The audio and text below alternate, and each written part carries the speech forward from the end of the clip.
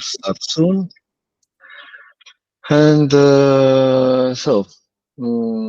thanks again for being here today, and I will leave the floor to Jolt to give you an idea about how we will monitor the projects. Okay, can you share the slide, Giovanni?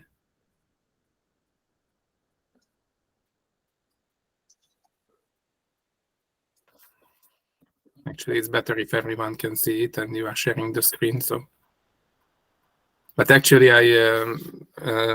yes. So you will see that, of course, since it's a European project, we have to monitor all of the projects, travel, innovation, and let's say the consultancy part as well.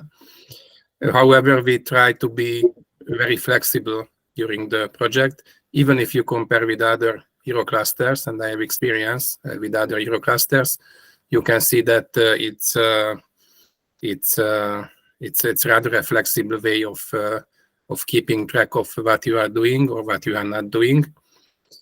So that's why I have made only one slide.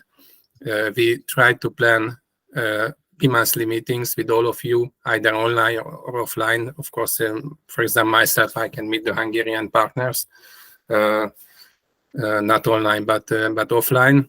And all of the contact points, national contact point, will have special meetings for seeing how the company is going, how the project is keeping on the track. We will ask a midterm report later on, which doesn't require a template. It's just a description of the milestones, what happened, what kind of deviations are there, can they be repaired, or in some cases maybe it cannot be repaired, but of course small deviations in the project will be accepted if it is well explained actually. And at the end of the project, which is in many cases, I would say in most cases at the end of April or March, April, we would ask a final template, which you will receive from your national contact point, or I don't know, maybe from Giovanni, from you. That's something to be discussed, but you will receive it. And since some projects have already been finished, since at least in Hungary, I know about 2 companies which has already traveled in Italy and in France, and they sent back already a final report which we accepted, and the final payment was even done for those companies. So I would like to encourage you to ask us if you have any problems. All the national contact points are for your disposal, and really we would like to have successful projects, and we don't want to go very deeply into the projects. We even cannot, because we are not very much technical experts, let's say. But we would like to see that the money the European Union is giving to you is well used, and it's for the good purposes of local entrepreneurs. So that's all I wanted to tell you. And if you have any questions, you can put the questions probably in the chat, or even after the whole session, or you can call me, you can write to me, or you can write to each of us, each of your contact points. Thank you very much.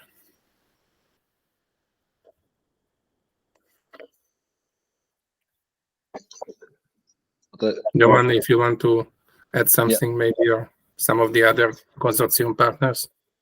Yeah, I would like to say that obviously, if you want to raise some question, you can use this event to do it, or you can send email. We are always available.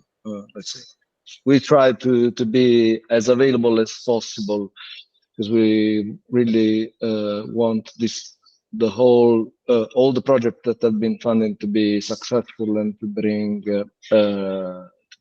an impact in the creative and cultural industries ecosystem. So don't be shy, and we are here to support you. I would like, before going on, we are a bit ahead of schedule.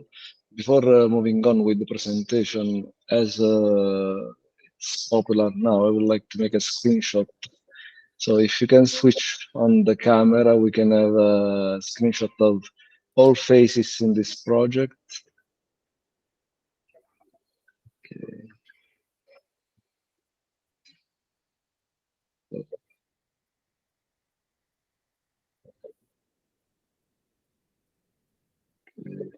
Someone, it's not there.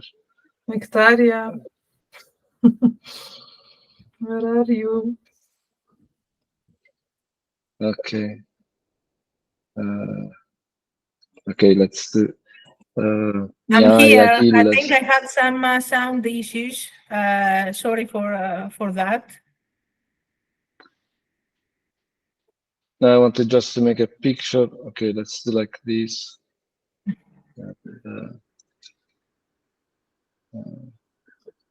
Okay.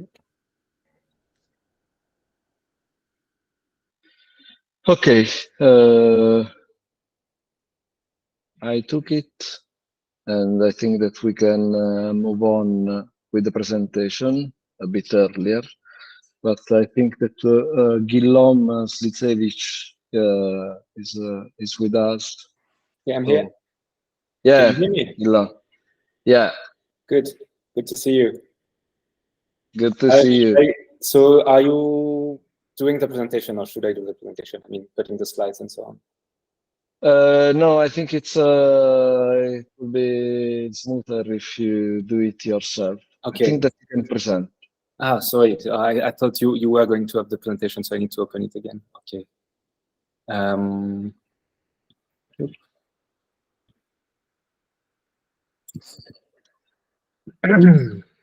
Okay, let's see. Okay, let's try to be in 3 minutes. Yeah. It's going to be a challenge, but I think it's going to be okay. All right. Can you all see my screen? Yeah. Yes?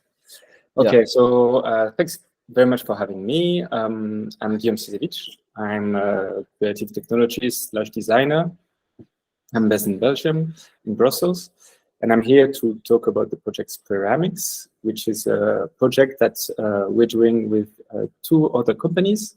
One company is Mechanica, and Mechanica specializes in open source CNC machines. So machine to cut wood with an electronic arm, and Studio Biscuit, which is specialized in ceramics.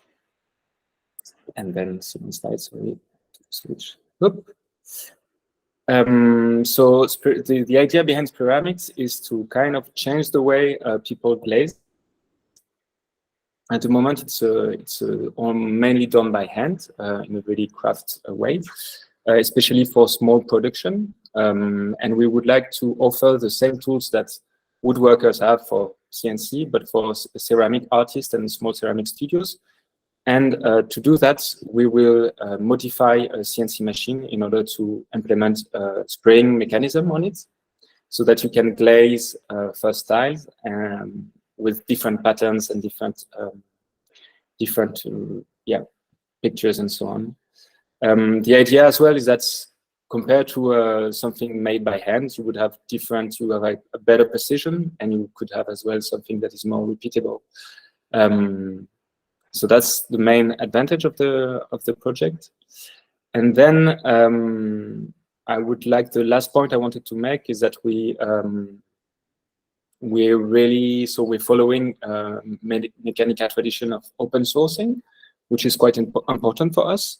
So we're going to document everything, and that's actually a big part of the project, is to document all that we do, and also to release the documentation and the blueprints in the end. And also we're working with other ceramic artists to kind of test the technology. So Studio CREATHRIV-EU in Brussels is also gonna do some tests with us. I think that's more or less the 3 minutes that I had. So it's about merging traditional craftsmanship with technology and to be able to make new shapes or new patterns with glazing technology. That's it.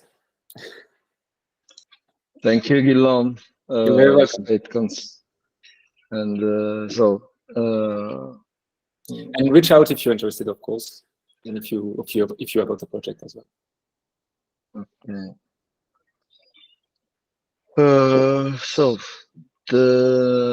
Anyway, I think that if you are on time, we can reserve also a small spot for a question to the presenter, so to make the whole event more interactive. So if there is some question for Guillaume, feel free to raise it. Otherwise, we will move on with the DocDream services.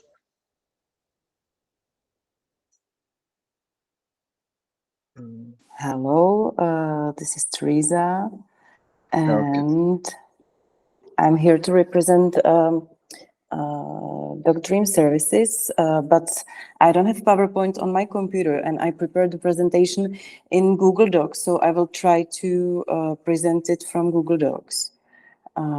So let me try to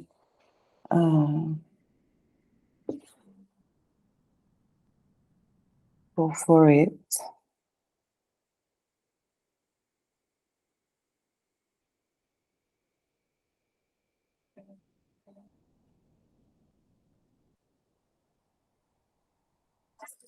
Can you see my presentation now? Yes.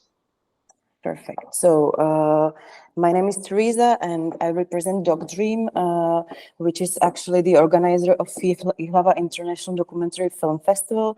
Jihlava is one of the key European film festival that is every year visited by 5,000 or 6,000 visitors. The festival will actually take place next week. We will start on Tuesday. The festival consists of 3 important parts. In the first part, in festival program, we screen about 350 till 400 documentary films. Next part we called industry program that aims to film professionals. There we organize many educational programs for film professionals such as producers, filmmakers, or festival representatives. And the third important part of the festival is Inspiration Forum, and Inspiration Forum is the platform for thinking about contemporary world. Within 5 days, we organize plenty of debates and keynotes where people can talk more about the topics that has been opened in the documentary films. In our project, we aim to make the festival more resilient and environmental friendly. And for that, we decided to rethink our internal philosophy and redesign ways of our self-organization. For that, we have chosen 5 key areas where we want to implement the new strategy and where we will also collect the data before the festival and during the festival and after the festival. Those areas are food, waste, mobility, energy, and cooperation.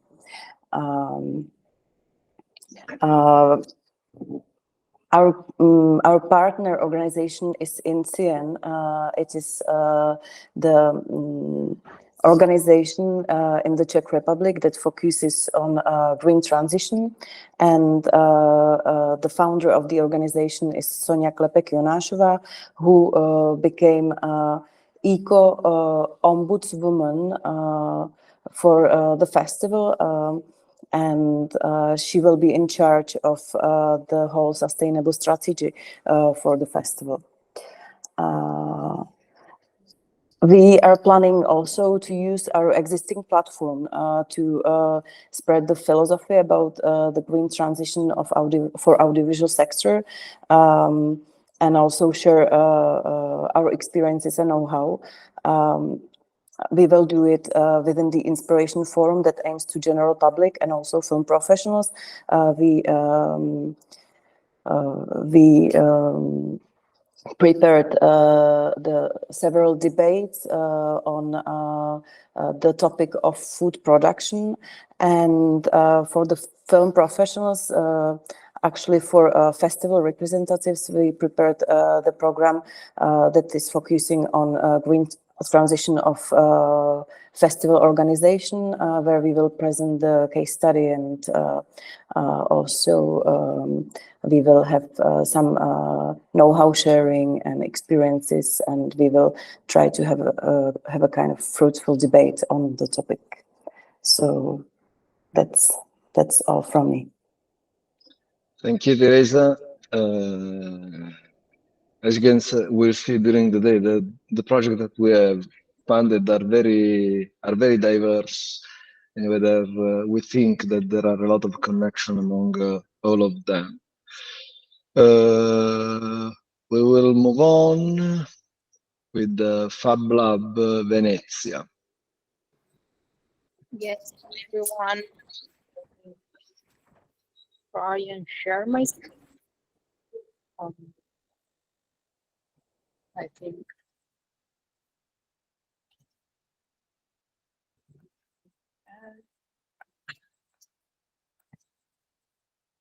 So I hope you can see it now and hear me well. Can see my screen? Yes, we can. Oh, okay. Okay, great. So good morning again. I am Alberta Menegaldo, and I'm project coordinator at Fab Lab Venezia. As you can tell by the name, we are located in Italy, near Venice, and we are a digital fabrication laboratory. For this project, we are partnering with MR Energy that provides services concerning sustainability certification, life cycle assessments, and the Veneto Innovative Regional Network on Lightning. So actually, we are an open lab that provides innovation services to different clients and stakeholders, such as cultural institutions, enterprises, craft makers, designers, artists, schools. And we do so using CNC machineries, such as 3D printers, 3D scanners, and advanced modeling. This very project actually has the purpose to exemplify how new technologies and new processes can really provide operational paradigms for design industries.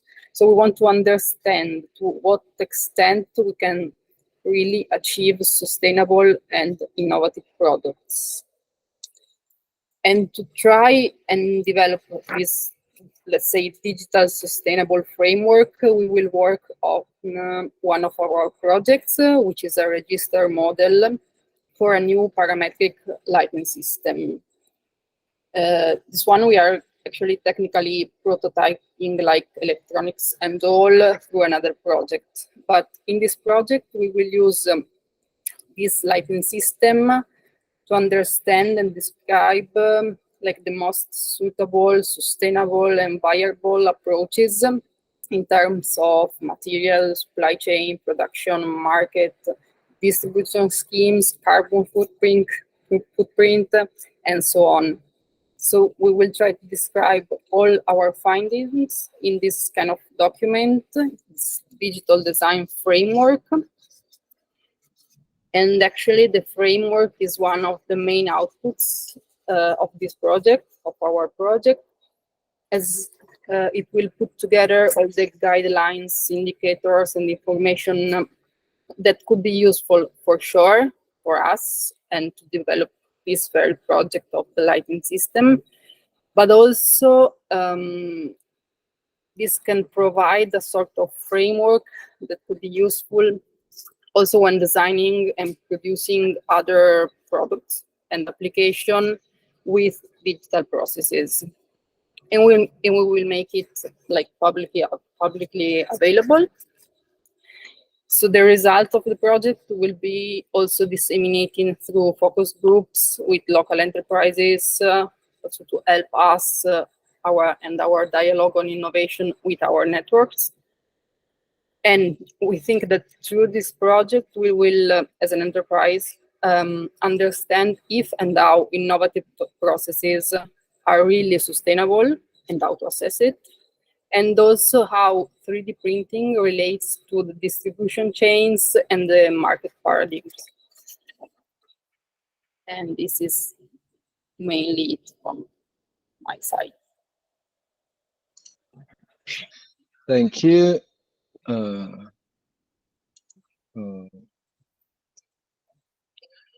The next one, I think that there are also connection between the Fab Lab project and the next one, which is Tesela.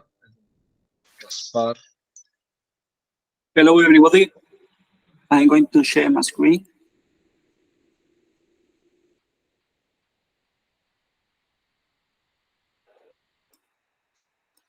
Can you see my screen? Can you see my screen? Yes. Yes. Okay, thank you. Well, my name is Gaspar Carrasco. I'm the project manager at Tesela. And today I would like to present the line print project, which is related to cultural industries, for sure, to additive manufacturing of line-based mortar for architectural heritage. The project is going to be carried out by Tesela, an SME located in the south of Spain, in Granada. We are dedicated to professional, scientific, and technical activities. In this project also, we will be partnership with CETIM, a technological center located in the north of Spain, in A Coruña. Now I would like to present briefly what is Tesela and what can we do in the project. Tesela is a technological-based SME founded in 2015 in Padul, in Granada, which was born as a spin-off of the Granada University. We are located in the Sustainable Construction Cluster of Andalusia and in Granada Science Faculty also. Our main team for this project will be Eugenio Navarro, who is the CEO of the company, Gabriela Tarifa, who is the researcher at Tesela, Miriam Alguacil, who is our technician, and for sure myself. We will collaborate together to create a new product. Our main background is focused on chemistry, engineering, materials, and science. From CETIM, who will be our service provider, is a technological-based center located in A Coruña, who promotes the research and development in different economic sectors. Their areas of expertise are very wide, but we are going to choose the building materials and construction materials. And their role in the project will be the optimization of formulation to develop a suitable to be 3D printed at laboratory scale. The team for CETIM will be Alberto Miguens and Cynthia Perez. And also their background is focused on chemistry, engineering, science, and materials. So the challenge we have selected for this project is to expand the potential of a new generation of line-based mortar material to be 3D printed by different kinds of additive manufacturing methods in a similar way to 3D concrete printing for repairing historical heritage singular artifacts like you can see in this screen. This is one of the first ways to restore, because in Europe we have really wide experience in creating material for heritage, and we have seen that this kind of approximation is not selected in previous works. So the solution for this will be to develop a mortars based on hydraulic like mortars material, which are very sustainable materials that are currently used in heritage. We are going to combine with new binders, additives, and 3D printing process. Like a 3D printer you can see in the screen, we are going to create the different shapes. So the importance of the project for the building is really high because we are going to create a new knowledge for the European innovation-based assets, improving the existing repair solution for built cultural heritage. And also the importance for the seller is also really high because it will accelerate the European expansion and internationalization of the company and will be an opportunity for Europe towards the adoption of a new green economy model. Also, and finally, I would like to thank the CREATHRIV-EU cluster for selecting our proposal and giving the opportunity to share our knowledge, to share the expertise in this field. Thank you very much. Thank you, Gaspar. So the next one is develop players. Completely different project, but very interesting. Hello, I will share. Maria Grazia. Yes, I'm Maria Grazia. Let me know if you can see the screen.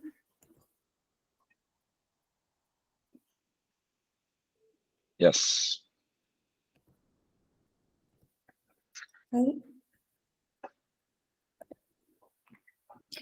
Okay, thank you for these opportunities to represent Develop Players and this project. Develop Players is a startup that is based in Italy. We develop a serious game, so some really digital game that are aimed to basically educate students and generally both children and youth about learning, their learning experience. We are now developing different serious games, mainly regarding training cognitive function. And we decided to involve in this project also Monica Fornaciari, that is, she is our partner in this project, and she is a narrative designer. Together with Monica, we would like to involve more the children in the design of our games. We also collaborate with University of Bologna. Indeed, University of Bologna is our primary partner because our spin-off really started from the University of Bologna. And so with the University of Bologna, we would like to also involve the research part in the project in order to analyze also the effectiveness of our games. And we also involve Social Fair, that is our partner because it is an accelerator involving us in a real starting project. Together with me, Luca is the CEO of the project, and I am the Chief Product Officer. The general purpose of the project, as I already said, is to develop 2 video games in co-design with primary school students. And we have already started the project. Indeed, we have already contacted the schools and already presented the project to 4 classes. And the students will be 8 to 10 years old students, so in the primary schools in this beginning. And we have started with the narrative design protocol that is being developed by Monica Fornaciari. And the 2 games will be about training visual memory and training phonological awareness and spelling. So we will have 2 training games. And the children, together with Monica, will develop the stories about the games and also the characters. So in this period, in the very beginning of the project, they will work on the story and they will also create the character. And then after the work in the narrative designer, we will develop the games in December. So at the end of the project, we expect to have the possibility to share new methodologies to create serious games, in particular serious game aimed to implement learning abilities in students. And of course, there are already some experience in the co-design with children in video games, but a few experiences are related to this particular kind of serious games. So we would like to share this experience also by presenting in conferences and also sharing with teachers and the schools departments. And that's all. Thank you, Maria Grazia. So I invite all of you, in case you have question, to don't be shy. And anyway, let's move on with the ArcheoSmart. Hello, everybody. I just share my screen.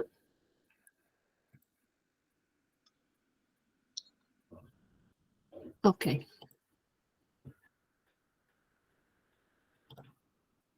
Okay, I think you can see my screen now. So, well, hello, I'm Sara and I'm here to represent ArcheoSmart. We are a small company made of 5 partners. We are based in Italy and we work in the field of archaeology and humanities as a spin-off of the University of Ferrara. For this project, which is the EvoluKit project, we work together with 2 partners, which are the University of Ferrara, of course, for the scientific content of the project, and with another small company, Mix, which is in charge of the ET section of the project. The problem that we are facing with this, with the EvoluKit project, is that in the Italian school, the teaching of some particular arguments as human evolution, prehistory, and archaeology in general is based on very old and out-to-date text and materials. So they are not up to date with the new data coming from the scientific research on these themes. In fact, today, the archaeological research makes use of very innovative methodologies of research and technologies for the investigation that allow to obtain a very huge amount of data. But this data remains inside the scientific community and they are not shared with the public, especially if with the public of school and children. So the EvoluKit project wants to bring a new teaching aid to the market. With the platform that we are developing, teachers will find different thematic sections, for example, human evolution, Paleolithic, art, the big argument of Paleolithic in Italy. And each thematic section will have audiovisual content information, specific information about archaeological arguments or sites, interviews with the researchers of the University of Ferrara. And depending on the school level and on the amount of time that each teacher wants to dedicate to every single subject, each teacher will be able to construct his own lesson. The contents of EvoluKit will be constantly updating. And furthermore, each EvoluKit user can ask questions and request information directly from the researcher at the University of Ferrara. In our expectation, EvoluKit will be a good example of science communication and of an example of how, if we use a multidisciplinary and collaborative approach, we can realize a very impacting project in the field of cultural heritage, and we can start to have a very effective communication between all the actors involved, going from the scientific community to arrive to the general public. And that's it. Thank you. Thanks a lot, Sara. I see some reaction to the presentation so far. We know that there are really exciting projects, and I'm happy that all companies can realize it, because obviously you cannot know the all projects that have been funded. So the next one is narratologies. Hello. Hello, nice Hi. to meet you. Wait a minute, I'm sharing my screen.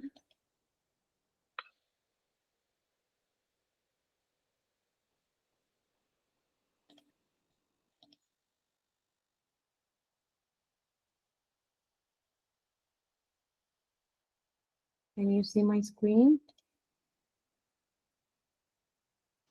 Not yet.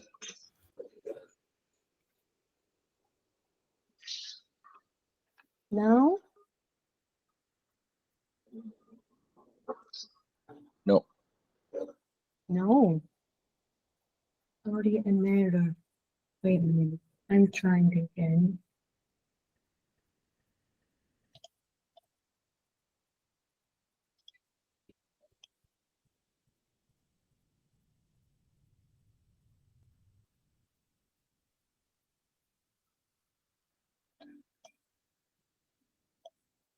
Nothing.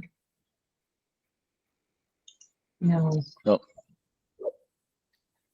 Oh, sorry for that. Okay. Now it's Now we can, yes. Great. Sorry. Great. I will put it full screen.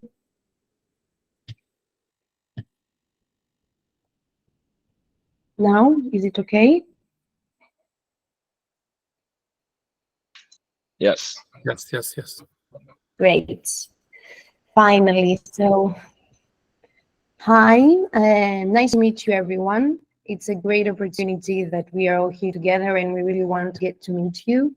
We are from Athens, Greece, and our startup is called Narratologies. My name is Aliki Jovita, and together with Natasha Papathoma, we are the co-founders of the startup. And we are partnering in this project with CREATHRIV-EU, which is a non-profit from the cultural organization from the island of Kythnos. Our sector is creative technology.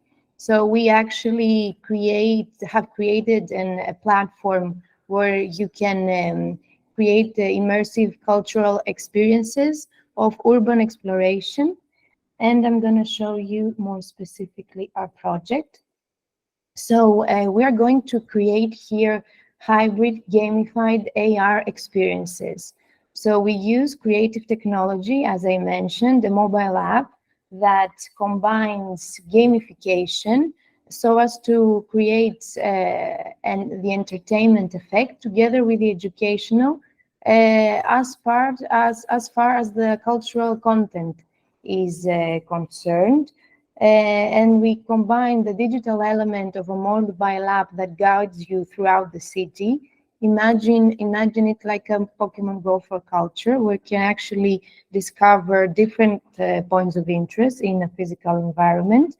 So the goal is to use the digital and enhance the physical world of a city, where you can actually augment the feelings of touch, of taste, and of socialization. And this together creates us the digital element. So we actually believe in that hybrid effect of both the digital and the physical. Here you can see like a mock-up of the app where you can see the main framework that we use. We have the stories that can be of various cultural elements, like from architectural buildings, street art elements, graffitis, artwork, sculptures, different oral stories that we map. Then we have challenges that have to do with how much you engage with your environment. So we believe that apart from being, a passive reader of a story, you can actually interact with what you see. And we want to create AR elements that will be projected on the urban space around you. And by answering by getting right these augmented reality challenges, you will actually be able to collect gems and win rewards at local shops that we select. So our goal is to also support the local community, support little shops, mostly arts and crafts shops or sustainable green businesses, so as to also preserve the local creative community, let's say. So this is the framework that we will use, the methodology that we will develop, and we were focusing more on the augmented reality element, as I mentioned. So we want to create this tool where we can project like 3D items in the space, so we can create the models and interact with them via our app. And more important, we have always like a character in our gamification method that provide a local hero from each destination that provides you the mission, binds together all the stories, and then comes the technology and the rewards. And here is our partner, CREATHRIV-EU, where we are now mapping, have started, here you can see some maps from the island. This is also on your right, you can see Threads. It's an exhibition that happened from this summer in July since October, where you can see folklore costumes of people from the island of Kythnos together with traditional folklore costumes of Ukraine, as Kythnos is a twin city with Mariupolis, because the Bishop of Mariupolis actually was born in Kythnos in 1716. So it's a very, let's say, interesting merge of three worlds there. And we are trying now to digitize this exhibition of folklore costumes. So this will probably be our main assets that we're going to digitize and create this virtual now exhibition inside the island, but also mapping all the local cultural heritage together with ancient ruins, some caves, folklore museums, and also paths that you can actually hike and walk around the island. And at the end, of course, we're going to create like a festival in collaboration with the municipality of Kythnos and the local schools, so as to be able to provide the result of this collaboration, our AR treasure hunt in the island, and also, of course, partner with local shop owners and local producers from the island. So at the end, we will have a festival and some testings with the local schools and the locals from the island. Thank you, Aliki, and I'm happy to see that collaboration is flourishing here, because I see that Andreas from Legacy Page wrote a message to you that he's going to contact you for possible collaboration. So great to that's great. see it. That's great. Yeah. We are really happy to find new partnerships, so we will also plan to contact people from here. Thank you. Great. The next one is Tamasenko Ella Sike. Sometimes my pronunciation is not right. Please apologize. Anyone from Tamasenko Ellas?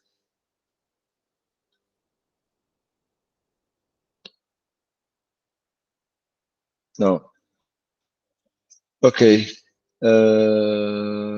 Let's move on with Overton in that case. Yeah. So here we are. Okay. Thank you. Hello. So we are Claire and Lynn from Overton. Yeah, we are here to present you the project that we make with our partner, the Cité de l'Histoire in Paris. We will just share now our support. Ça marche? Non, ça marche pas. So just... Oh.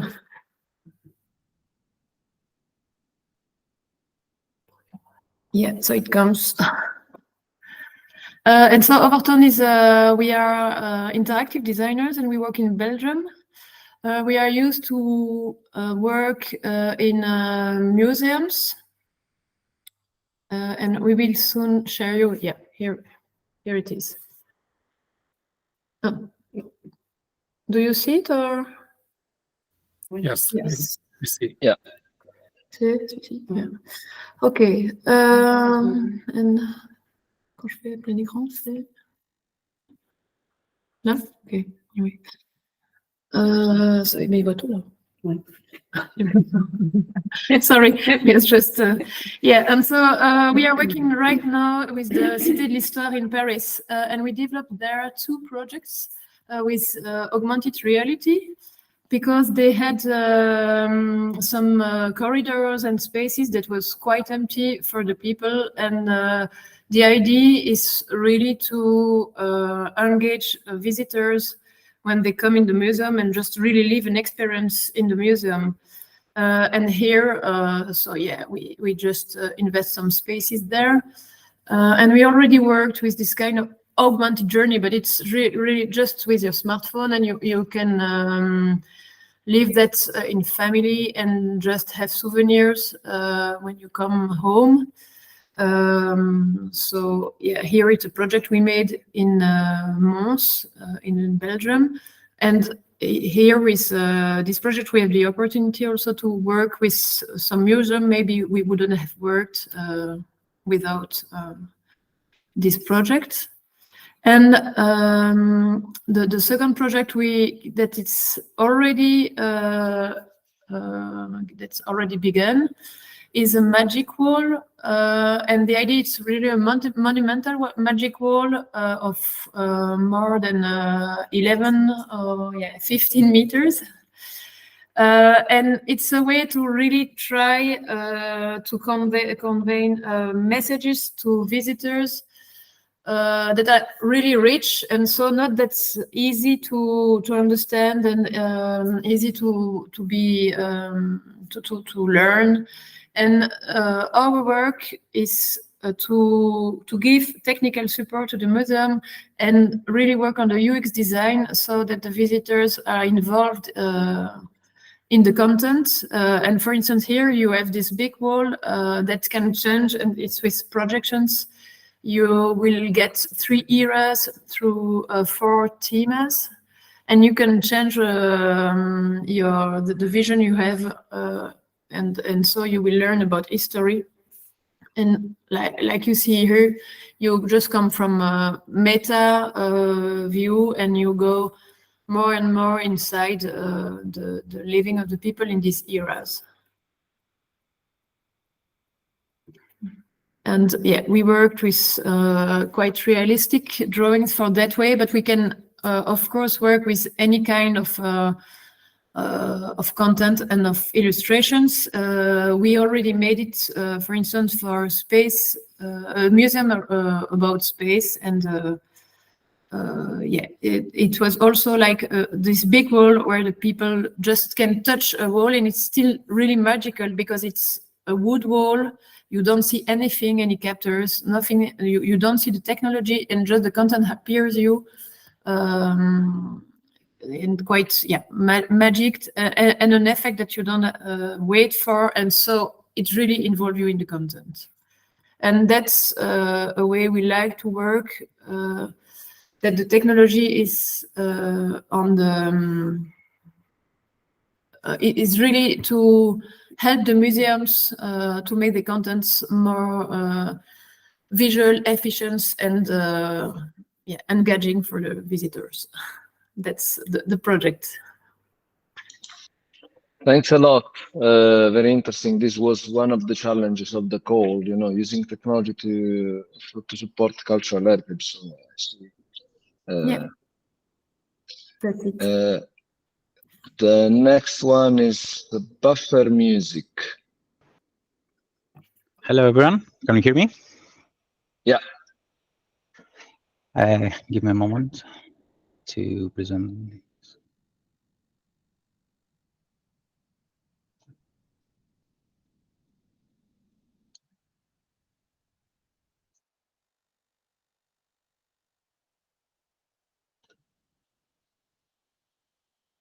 Perfect. I think now we're okay. You can see our presentation.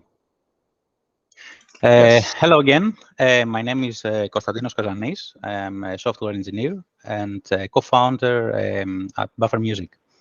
I'm thrilled to introduce you to Buffer Music, a pioneering technology company at the forefront of audio and video recognition. Our expertise lies in advanced sound and video fingerprinting technology, coupled with web crawling and AI analysis, with a mission to amplify your digital presence and help you discover, analyze, and conquer the world of audio and video content. We are excited to present our last innovation to you, the Smart Cue Sheet.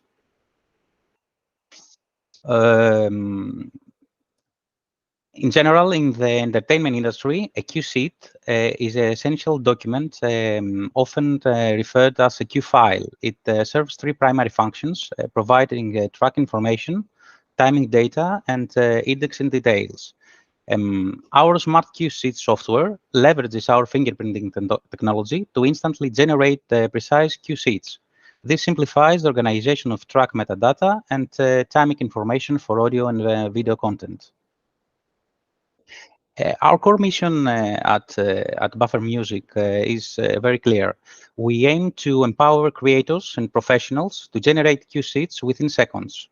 We also aspire to be a trusted provider of certified cue sheet timing solutions, catering to the needs of TV channels or other entities in the entertainment industry. Buffer Music is not just a technology company. We are here to revolutionize the way you engage with audio content. With our advanced technology, you can unlock new dimensions of audio analysis and streamline the organization of track metadata. We invite you to explore our products and technology, visit our sites. Thank you very much for your time. Thank you, Konstantinos. We entered different world from the previous one. Yeah, software world. Yeah. And the next one is Audio Branding Academy.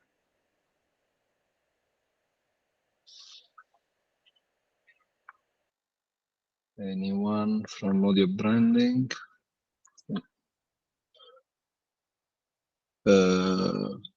No. So we move on with the F system, KFT. Okay, thank you. I share my screen.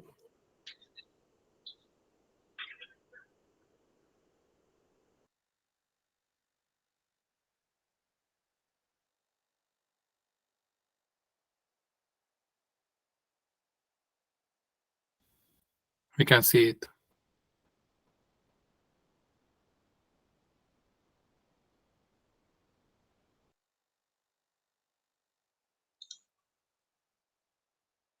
Arnold, if you are speaking, we cannot hear you.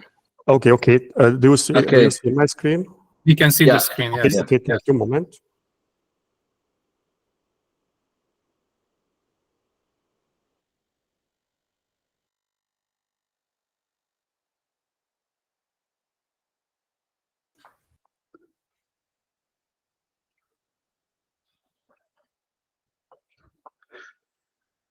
Hello, welcome everyone. I'm Laszlo Rális from AF System Limited, and I will present the VR Museum project in the context of the CREATHRIV-EU cooperation. We are a software development team specializing in the development of virtual reality solutions for business purposes. Our project goal is to create a framework for virtual reality glasses that will enable the digital display and preservation of museum exhibitions in a 3D 360-degree format. In the past 5 years, we created our own VR product lines. These are the following. VR Meta Trainer is an educational framework used for engine assembly and maintenance in Audi. VR Company Presentation introduces companies at exhibitions, job fairs, partner meetings, and individual sales. VR Product Presentation is also a next-generation marketing tool, but it focuses on products in a futuristic environment. VRESI can be used to support the work of trainers in the areas of selection, competency measurement, teamwork, and training. As part of the CREATHRIV-EU project, we are introducing a new VR product line, the VR Museum, with the following product features. The VR Museum will be a state-of-the-art virtual reality tool that teleports the user into stunning 3D environments.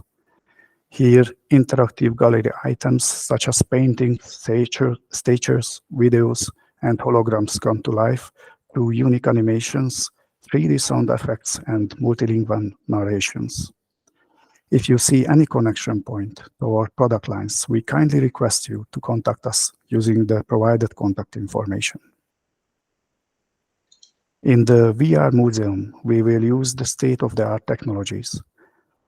Unreal Engine 5 is the world's most open and advanced real-time 3D creation tool for immersive experiences. HTC Vive XR Elite is a Best of CES 2023 honoree. It is a groundbreaking VR headset delivering unmatched mixed reality experiences. Insta360 Pro 2 is a professional 360-degree camera designed for high-quality stereoscopic video capture. Our existing VR framework will be upgraded for these technologies. Well, that's all. Thank you for your attention. Thank you. And I see connection between your project and other that have been presented so far. The next presentation, Sulcis Drone. Hi, Giovanni, glad to see you. And good day, everyone. Just a second to share. And here we go. We're good, right? Yeah. Okay. So yeah, good day, everyone. For what regards us, we came up with this interesting idea. It is simple, but really it kind of works. We basically figure out that public or semi-public institutions, such as museums, exhibitions, expos, etc., they use plenty of money and resources to promote themselves and to attract tourism and visitors. At the same time, there are private makers of all trades. They face a similar struggle. They must be good manufacturers, but they also need their product to be seen, to be known by their target audience in order to generate sales.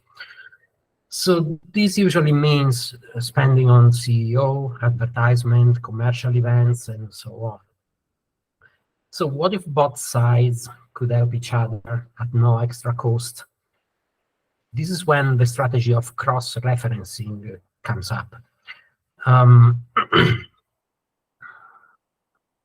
So kind of similar to what, for example, YouTubers will do when they mention each other's channel to their respective public.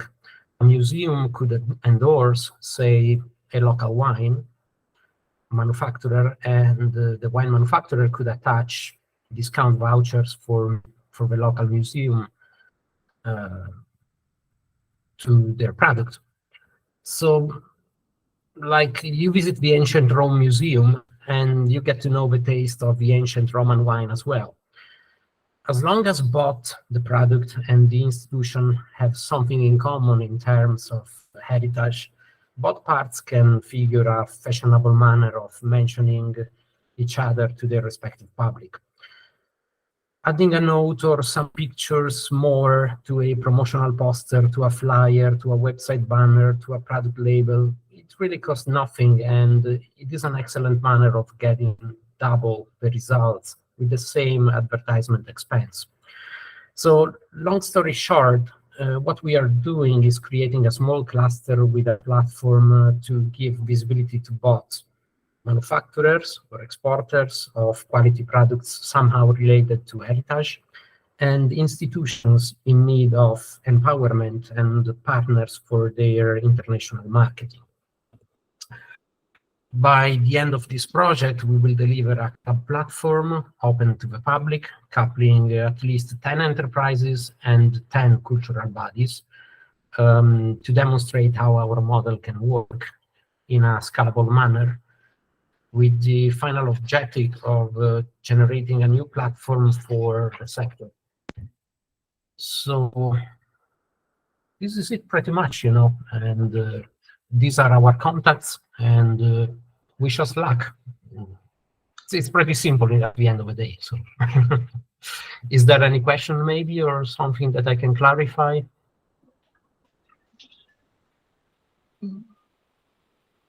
Not for the moment, Matteo. They have the contact, and we will share the contact of everyone, so they will be free to get in touch with you at a later stage.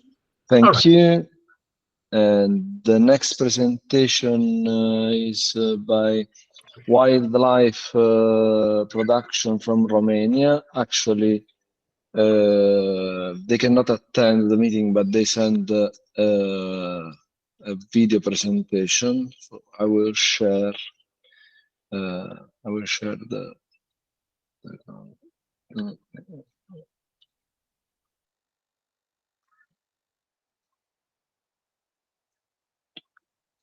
okay. Okay, let me know if you can hear.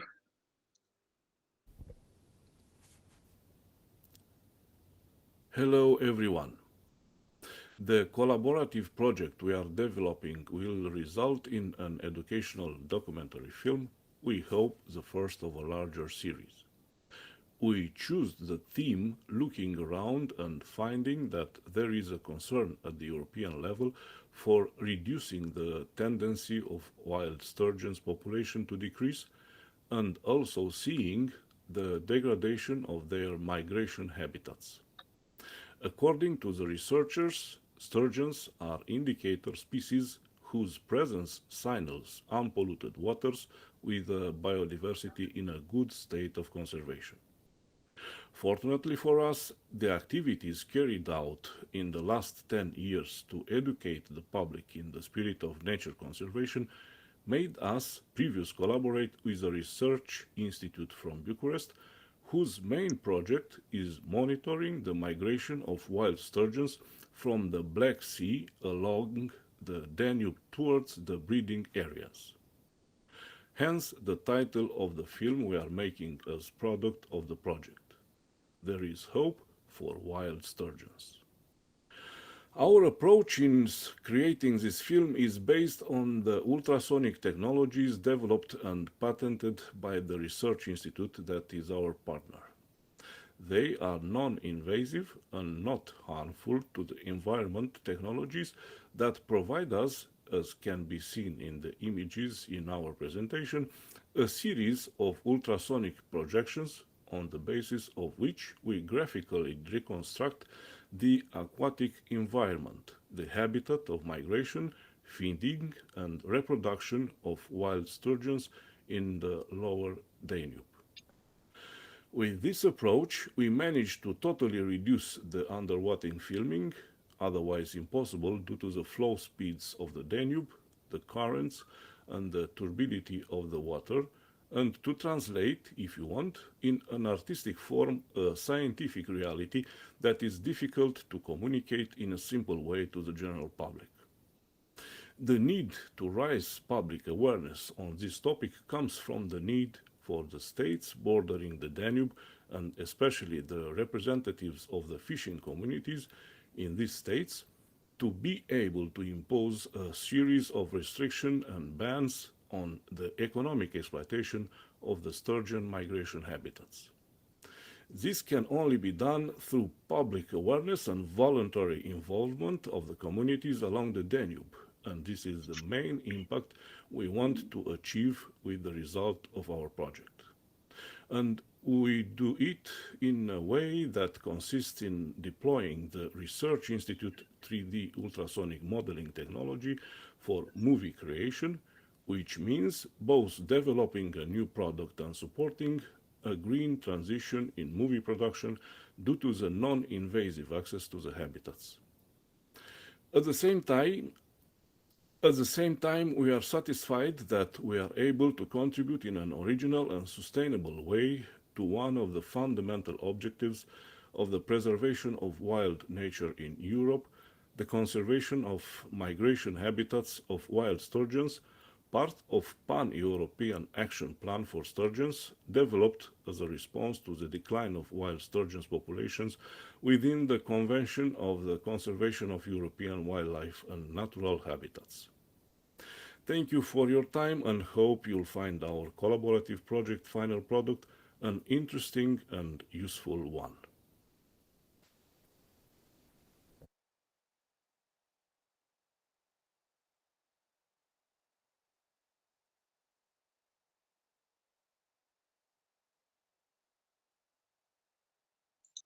There were other slides of the presentation, but unfortunately there was this gap. This is an interesting project. Obviously, there is a lot of things that I cannot understand myself, but hopefully would be useful both for the documentary industry and for the sturgeons themselves.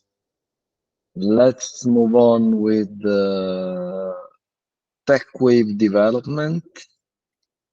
Yes, we are here. Hello. Let me just share my screen. Can you see my screen? Yes. Yes. Yes. Yeah, perfect. Hello, everyone. My name is Ioana, and today I represent the Mindbox team. And the project that we are working on is a collaboration between Mindbox and Michael Wallinger. But let me tell you a little bit about Mindbox first. So the purpose of Mindbox is to help the young generation to fortify their minds. How? We use a mobile game which employs augmented reality in order for the universe of fake information from the online to blend into reality.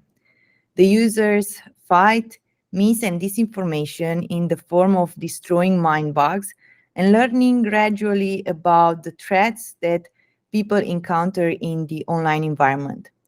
This is all happening in an engaging and fun manner for the young people. And also the Mindbox project is really important that it unites artists, journalists, and programmers against disinformation in order to build meaningful experience for the users. The second part of the project is the second collaborator is Michael Wallinger, who I would let him introduce himself and tell you a little bit more about that part. Hello, can you hear me? Now I turned off my video. Yeah, we can hear you. Great.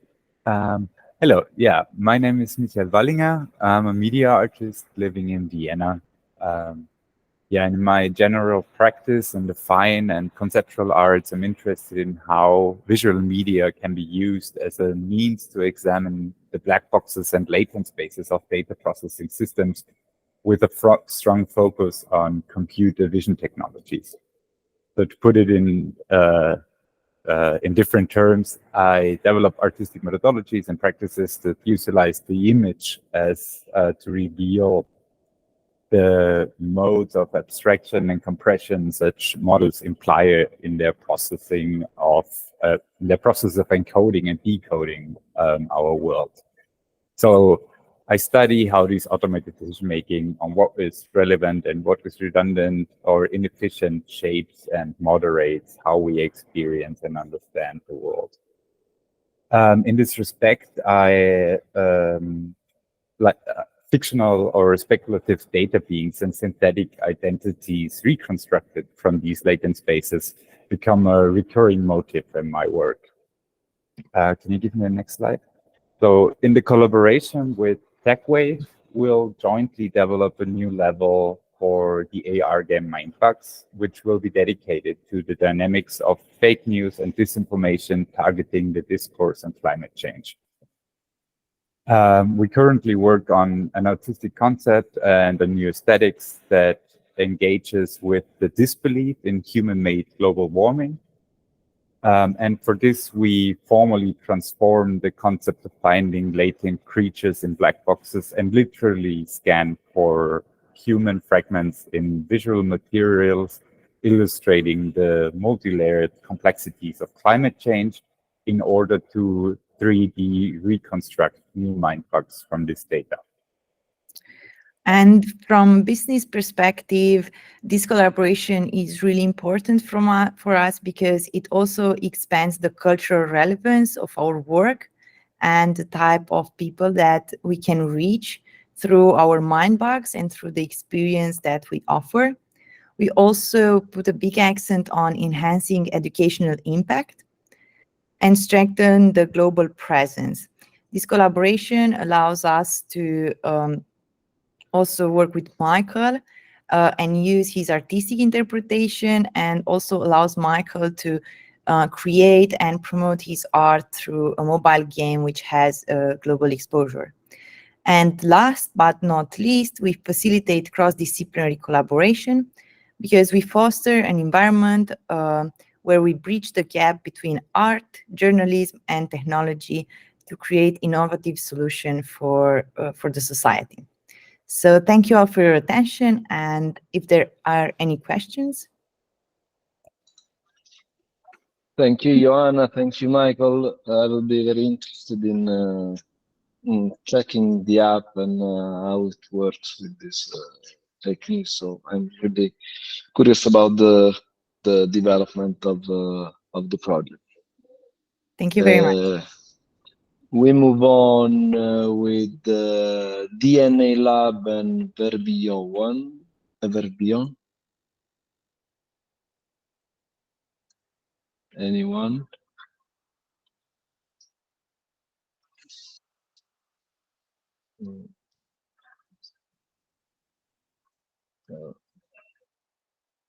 Okay, someone is. Okay, if there is no one from Verbillon, DNA Lab and Verbillon, we move on with the Imperium eSports. Giovanni, we will contact them because I know that, I don't know why my camera is disabled, it's Nectaria. We will contact them because I know that they have also shared their presentation, so perhaps there is an issue. So if they manage to join, we will call them. Thank you. Okay, thank you, Nectaria. Imperium eSports.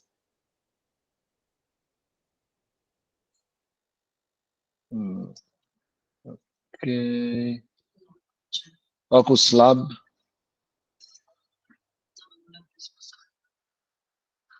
Oh, Giovanni, sorry, it's me again. I see that in the presentation they share, there is an audio file of voice over and the music because they are filming a production, so they're not able to present live themselves. Okay. Okay, I'll upload and check later. Yes, let's show check it later. at the end. Yeah. Okay. So Focus Lab is not here. B blockchain. Yes, I'm here. Okay, can you hear me? See me? Yes. See me, hear you. Perfect. So do I share the slides or you share it? No, you share, please. Okay, perfect. Just 1 second. If I understood, the first project are not ready to pitch, right? Yes, there are someone that couldn't attend, so we are moving on. No worries. Just charging the keynotes. Of course, you will have an upgrade.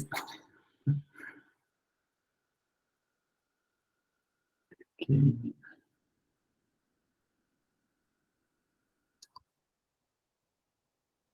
Okay, perfect.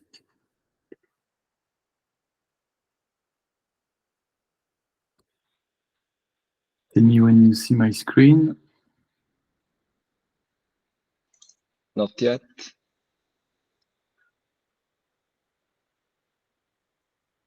Okay, charging.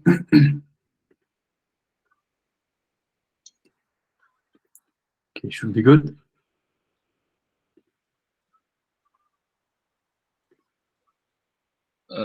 Yes. Okay, perfect. Okay, so thank you for inviting me to present our project. So I'm Harold Kinney from Belgium. And my company name is B Blockchain. So we are a Web3 studio. So we are a consultancy and development firm. And we also have our sandbox where we develop our products. So of course we are based in Belgium. And our partner is Twist. I guess someone from Twist is there. So I will quickly go through the main project we are developing, which is called Event. As you can see, it's like an ecosystem, decentralized ecosystem for the event industry. So bootstrap your events, that's the idea. For those who knows, it's like a kind of DeFi for events. And so we are building different modules such as DPass, which is a module that can create NFT token for token gating purposes. So for example, you can purchase an NFT such as a subscription, a ticket, or badges to have access to event or to subscriptions or even to a service. So this is one of the modules we develop. We also have Dcash, which is a decentralized point of sale cashless system. So you can add your items, sell your items, and use cryptocurrency as a mean of payment. And of course, the core of the platform, the ecosystem, is DShare. So next slide. DShare, which is the decentralized share module. And so the goal is to create smart contract rules. So you can automate revenue sharings, for example, rules according to a contract. So we plan to connect DShare to DPass and Dcash and any other system. So for example, you can sell tickets and automate revenue sharing between, let's take an example, between different sponsors or with your artists, etc. So it's a wide range of applications. And so yes, so it's like an escrow as a service. So you can lock funds and conditions will automate the transactions. So in the current state, it allows any partners to create deals between them and lock the funds in an escrow wallet. So to unlock the funds, the partners will have to validate a service or a condition, for example, a service like a prestation. So just by pressing a button. So this is building trust between Web3 contractors, and so they can even call a mediator in case of disputes. So the money will be sent to the mediator, and the mediator will study the disputes and will decide who can have, let's say, what kind of deal they can make between the two partners or more partners. So it's very useful for Web3 investors as well, because you can lock different milestones, fundings for startups, Web3 startups. For example, you can lock the first milestone payment if the startup reach a certain number of users, and when it is reached, you can both parts can press the validate button, and so the money will be transferred to the startup. So regarding CREATHRIV and our pilot project with Artecom, which is our partner, and who is also the company leading the Brussels Art NFT Gallery at Tour Taxi in Brussels. So it's a big venue in Brussels. So they are exposing NFT artists there with AR and VR technologies. And so the goal is to automate the revenue sharing rules between artists and their manager, for example, from NFT sales. And so we just finished to design the process, and we are currently studying the feasibility with the smart contracts and the costs. And so how it works actually, so you can create your NFT collection. So you set D-Share smart contracts as the beneficiary wallet. It means that each time you will sell an NFT, the money will be locked in the D-Share smart contract. And you set up your revenue sharing between your partners. For example, the artist will get, I don't know, 70%, and the manager will get 30%. And so each time an NFT is sold, the revenue will be split in the D-Share smart contract between the different beneficiary wallets. And this is just a slide to illustrate the platform at the current state. So here you can add all your partners and set the rules. So the percentage, of course, you have a platform fee from the protocol. And yes, and it's quite straight to the point at the moment, but we will adapt this platform also for Web 2 purposes. So I mean Web 2 for traditional business purposes, because at the moment it's really focused on Web 3. But yeah, that's where we are at the moment. If you have any questions. Thank you, Harold. My pleasure. Yeah. What blockchain are you using? Yeah, good question. Actually, we are using Polygon blockchain. So it's layer 2 on Ethereum, but actually we are EVM compatible. It means that Ethereum virtual machine compatible. It means that we can switch to any different network, but we plan to be multi-canal. So we started with Polygon, FTM as well, but just for the testing purpose. But we will switch to a Near protocol, to Ethereum, of course. So yeah, we are blockchain agnostic. We just want to we'll check which business can be let's say on which network the business is, and so we will adapt to the network. Okay, thanks a lot. It's very interesting. Thank you. So if you agree, we can share now the presentation from CREATHRIV-EU. I will share my screen. Okay, can you see the screen? And then now the voice. Company name, DNA Lab and Verbillion. Country, Greece. Sector, J59.11 Motion Picture, Video and Television Program Production. Partners, Filippo's Marine Lease, Smart Audio Devices. QBC, Consulting and Financial Services. Contacts, Alexander Christeras.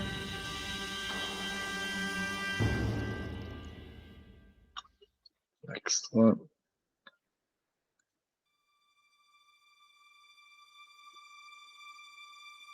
Murders and Trials in Ancient Time. The Murder of Hipparchus. The idea of the project is to create a pilot episode, The Murder of Hipparchus, for the production of a docuseries entitled Murders and Trials in Ancient Time. In the context of the Greek and European history in antiquity, the opportunity is given to investigate leading trials and murders in the light of historical recording and research such as historians, forensic scientists, detectives, amateur investigators, and other sources, but also dramatized scientific roles through the eyes of a protagonist, author, investigator, and second roles of actors, his research assistants, with a modern way of narration, depiction, and dramatic treatment.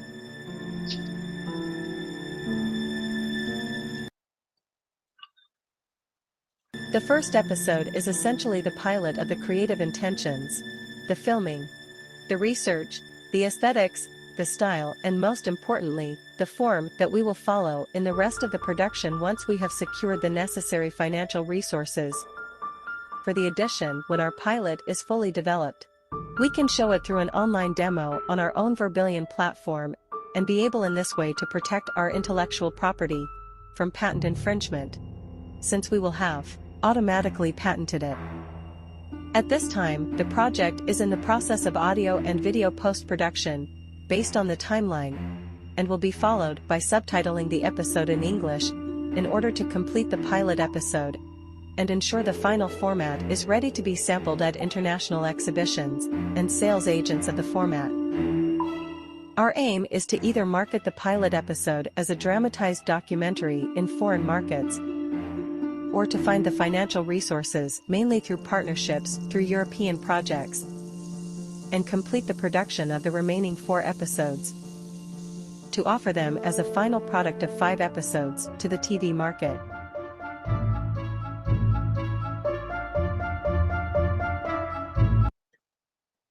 Okay, sorry to stopping the music. It was very dramatic. Interesting. I'm looking forward to watching the series, if not on Netflix, on TV. Very interesting. If you okay, let's move on with Edition Progress. Hello, that's me. Okay, so I'll share my screen.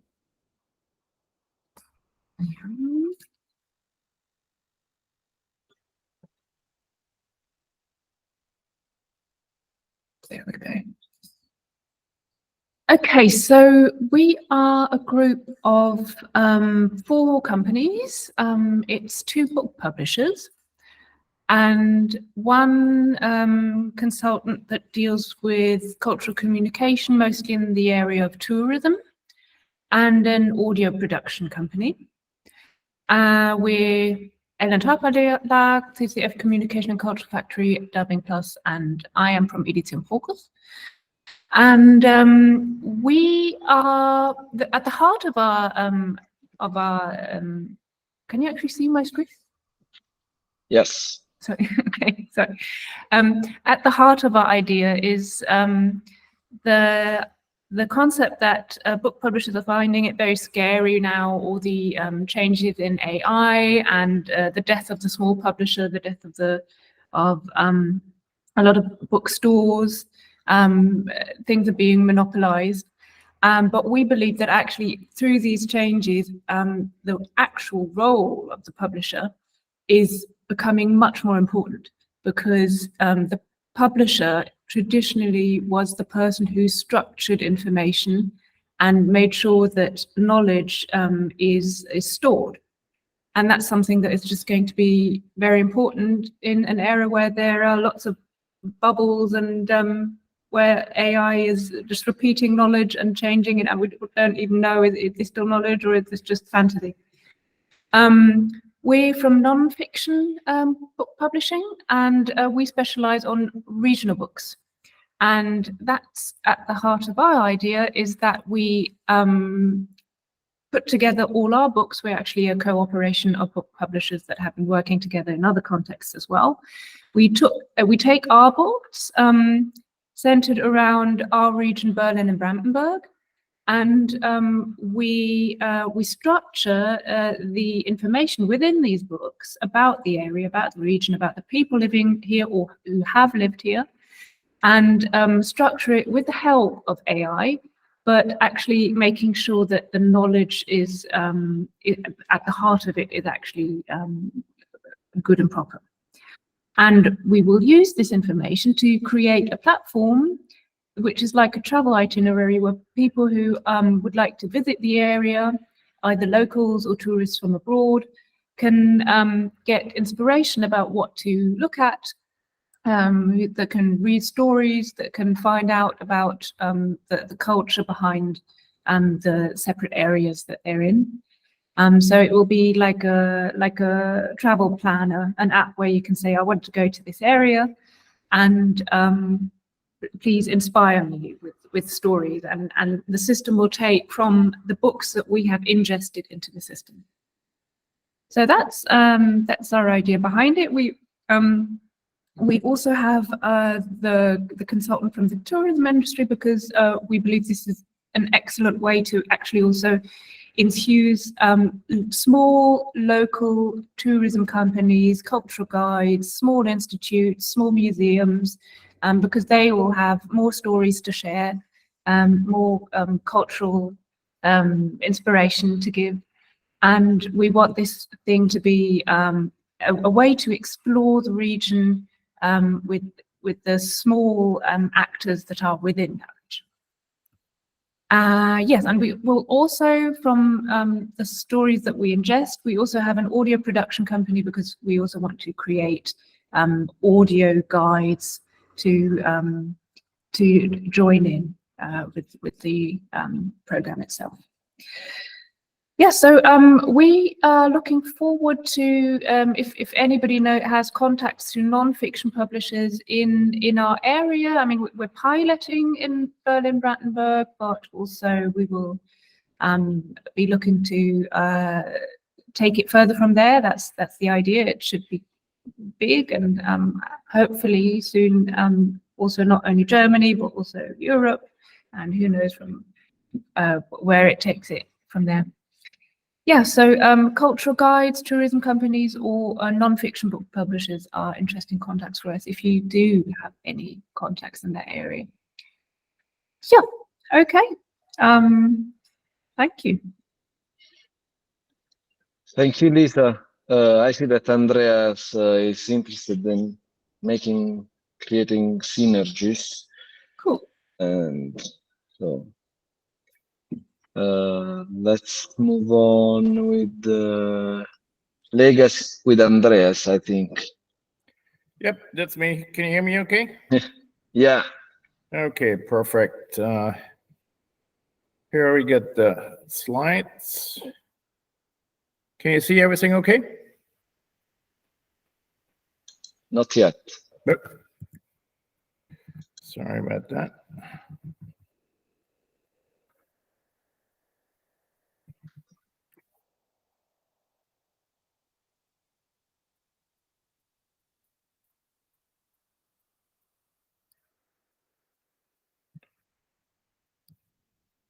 Okay. Okay, we good now? Yeah. All right. Good afternoon, everyone. Glad to be here. Super interesting. Already contacted a couple of people where I see interesting collaboration potential. My name is Andreas Vogel. I'm the co-founder of Legacy Page. We usually refer to it as just Legacy. We are an international team. We incorporated in Ireland, so that's our official space. And we are in the industry of media, IT, web, history. And for this specific program, we have 3 partners: the Academy of Science, Berlin-Brandenburg, the Martin Luther University in Halle, and the Hausen Verlag, which Lisa actually is a potential publisher, which could be of interest to you. So let's talk about that. But before we go into that, let me talk about what Legacy is all about. So what we do is we capture, we connect, and we preserve memoirs. And memoirs in the broadest sense.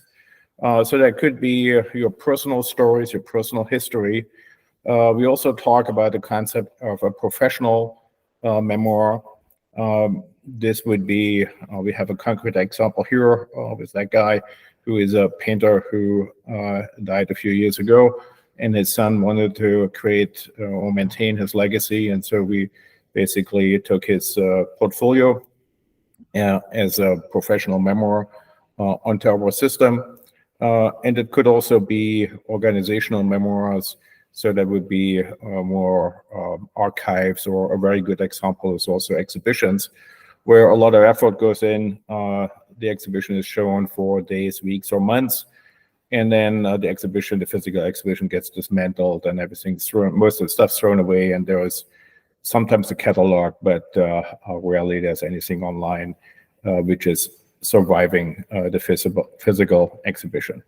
So these are the different types of memoirs we handle. On the capture side, what we have today is a Visivik interface, like you know it from Medium, WordPress, etc. So you can write, you can upload images, videos, and so on. What we're working on right now is is an AI ghostwriter. So where you actually get interviewed with an AI, with an avatar, asking questions about the story you want to tell, and then the AI is writing a draft of your memoir for you, which you then can edit and then eventually publish. On the preservation side, we use decentralized technology. We create NFTs as digital ownership certificates, and then we store the media actually on IPFS Filecoin. We're also looking at distributed autonomous organization as a concept for governance and maintaining the culture of the entity. And finally, the thing in the middle, we also connect individual memoirs to weave together kind of a people's history from all those individual stories. And this is the specific part which has been funded through this program. And essentially what we do is we create a metric which determines how closely related two memoirs are, so that we can make it very easy for people to find related stories. So you could think of that very similar to, you know, how YouTube is suggesting videos which are related, but you know, our algorithm, of course, wouldn't be driven by commercial interest. It would be purely on the content basis. So that's what we do in a nutshell.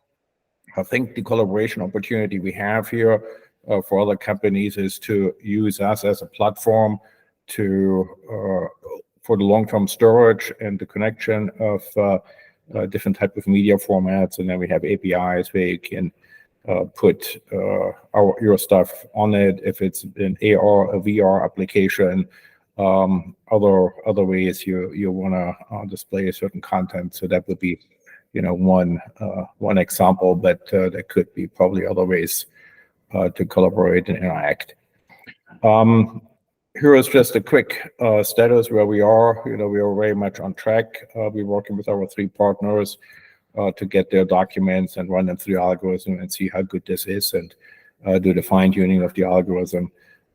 So things are well on its way. So with that, thank you very much, and hopefully the one or the other interesting opportunity comes out of this meeting. Thank you very much. Thank you, Andreas. Very interesting, and yeah, nice to see very diverse projects in this meeting. But there are a lot of ways, a lot of common grounds. Go on with Studiantani. Here I am. Hi, Luca. Good afternoon, good morning. I don't know where you are, but okay. Can I share my screen? Yes, you can. I don't know if I'm sharing. Okay. Yes. Okay. So I'm Luca Cito. I'm from Italy, Matera, and I'm the owner of Studio Antani. I'm working on a project called Chit Chat, and we have 2 partners. The first partner is the Trilogic, is a digital manufacturing company, and we have the TAM Tower Art Museum. Is a new museum that we have in Matera, and is a museum related to contemporary art, but mainly to street art, of that kind of new art that is from the street art and now is in the galleries or in the museum. The project we are introducing is Chit Chat, and is a video booth system. Essentially, is a system where people can record video messages that we limited to maximum 30 seconds. So people interact with a robot, with a automatic system, but the interface of this system is a vintage telephone. So people has to compose and use the rotary dial vintage input and use the handset to talk. We already realized some prototypes of this system, and the idea is to create a system that generates audiovisual content that has people like main characters. So, and you can involve your audience and ask them what you want, because they interact with the phone, but there's a screen too. So the idea is to create this solution, innovative, accessible, and friendly, to engage the visitors, because for sure one of our partners is a museum, so we would like to start using and testing this system in cultural centers, museum, better than just commercial stuff, I mean. And so the idea is to engage visitors offline, so in the place, in the museum, but online too, because the result of this robot machine are audiovisual contents. So to generate the audiovisual contents based on the idea of feedback, of video feedback, and to facilitate the communication of the museum and cultural center and what else.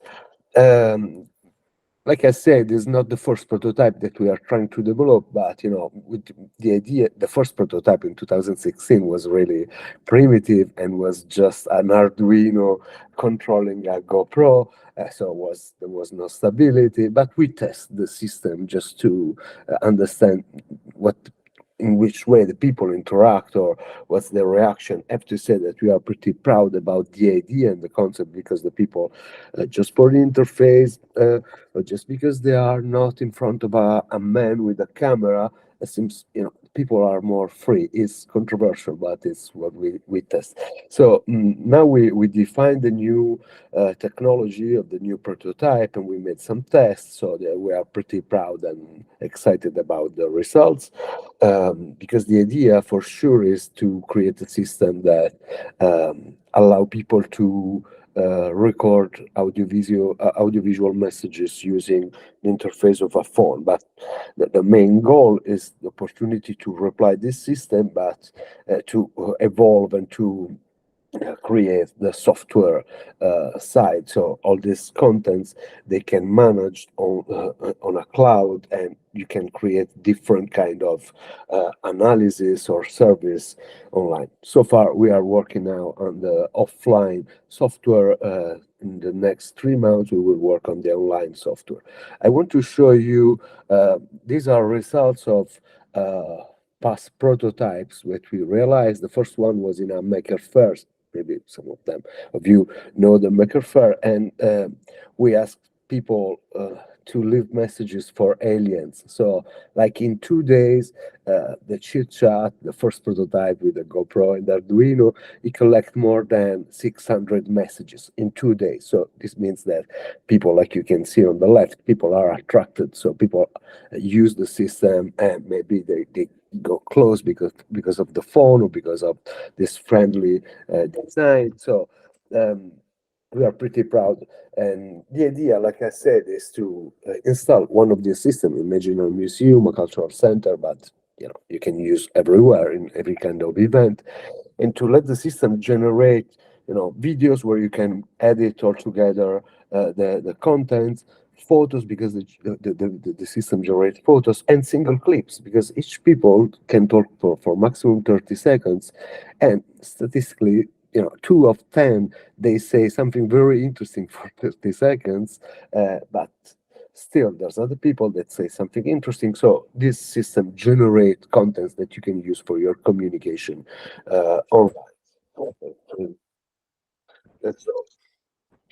Thank you, Luca. Very interesting, also for museum to spread information about themselves, to promote themselves. We will now go to Ula from Lapas Books. Ula, the floor is yours. Thank you very much. I just planned a meetings very soon, so I want to present very, very fast what we are doing. So I'm Ula Ambrasaitė from Lapas Books. It's a publishing house in Lithuania. And I founded this publishing house 10 years ago. And like while working in the cultural field, like in being a cultural producer for 10 years, I realized that the main problem that we are facing is we don't lack ideas, but we lack investments, and even not only the funding or donations, but we really, when the author comes to us and we think that it's a good author, we want to publish and to contribute to the cultural landscape, to the cultural discourse, then we have a problem of funding. And as I think you all know, I'm just very fast, that there is no easy way in cultural field to get investments, because we all operate on project base mainly, or that all the projects, creative projects, are pretty risky and they're very intangible. So no banks are granting us loans with normal interest, or granting the investment. So we decided, we were running a test project for already 1.5 years. It's like a test investment in literature fund. And out of this proof of concept project, we are building Fundus, a platform that would enable all the creative producers to raise investments and creative projects directly from their network, so that it's not only receiving donations as a Kickstarter, but taking money from people and also reporting monthly, let's say monthly or quarterly, what were the sales, what were the revenue, and then paying back your supporters. So it's kind of a convertible donation. And we are now developing this concept together with the colleagues from the Frankfurt School, who are considering to support us creating legal framework, which would be very, very innovative. So the main challenges, okay, I've already said, so that the main challenges for financing in creative sector, as we think, is that yes, that we don't have access to attract investments to our projects, and that there is no legal framework to allow to share the financial risk with the network of fans and supporters, and that mainly cultural enterprises, as we know, relies mainly on grants, donations, and their own capital, which restricts them from the potential economic growth. So therefore, our expected outcome of the project Fundus is inflow of philanthropic investments in the cultural sector, especially to book publishing, music industry, and the film industries sectors. And that would enable us to create more boldly and produce more diverse cultural products. And at the same time, we expect that what the second important outcome would be that creative producers will be encouraged to share financial risk and stay accountable to their philanthropic investors. And our state of development is that we have launched, we have already created kind of a prototype, and there's like one project listed, a book publishing project listed, and we are raising money via this platform already. So for now it's manually, but the development is ongoing.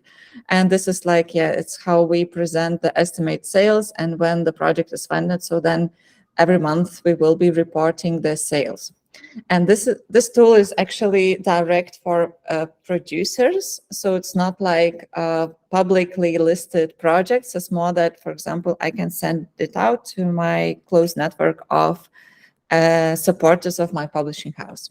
So, and I'm very grateful for CREATHRIV-EU that we got the grant, because that allows us really to test this project at the kind of at a technical scale, and we can do processes not manually as I was doing before.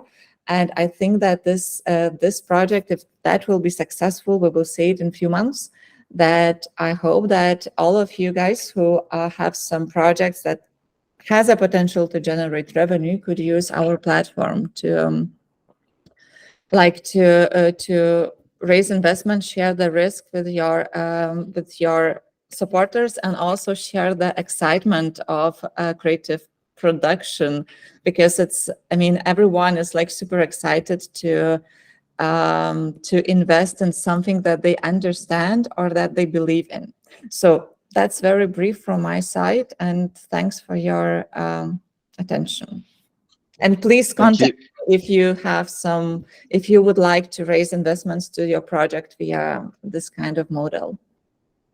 Yeah, thank you. It's very interesting, and actually raising investment is one of the main issue in the whole creative and cultural industries ecosystem, as addressed in different reports. And we, as a CREATHRIV-EU consortium, are aim at addressing this issue. So your project is very relevant. Anyway, I see a lot of synergies also with blockchain, using blockchain. Anyway, there are many things to do. Thank you.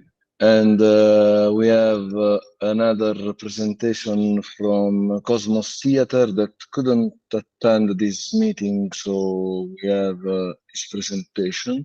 I'll share my screen. Okay. This is my screen. And okay. Good day, everyone.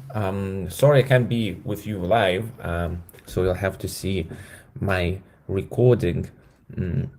I do hope that you are having a blast and in connecting. It's a little bit of a pity that I can't join you. Nonetheless, I do thrive to meet you in the future in one way or another. And here's a little bit information about us and our connection to CREATHRIV-EU. My name is Darius Visbaras. I do come from Lithuania. Our company is called Cosmos Theater, which is an experimental audiovisual company that did started its work from performing arts. We do still do performing arts in that traditional form.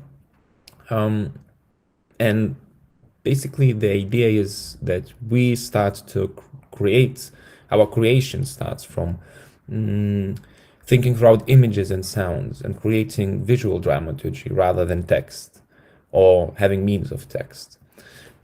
So from that on, we did establish way further from the traditional boundaries of performing arts. In 2020, we did got a National Lithuanian Theatre Awards for being a pandemic-resistant theatre. And one of our projects that scales us is the meaning in trying to find new.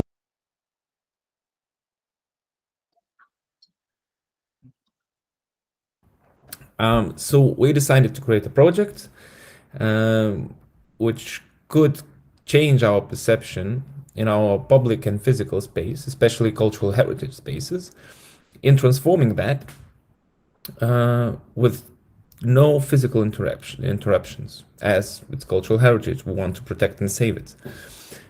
So medium of sounds and principles of AR became obviously in our timescape.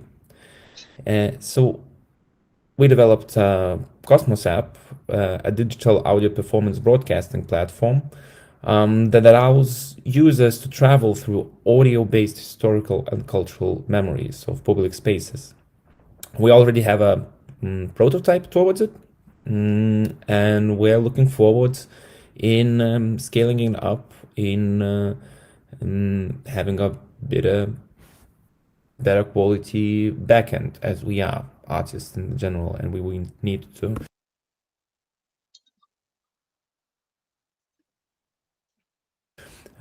move forward. So within the scope of CREATHRIV-EU project, our mission and ambition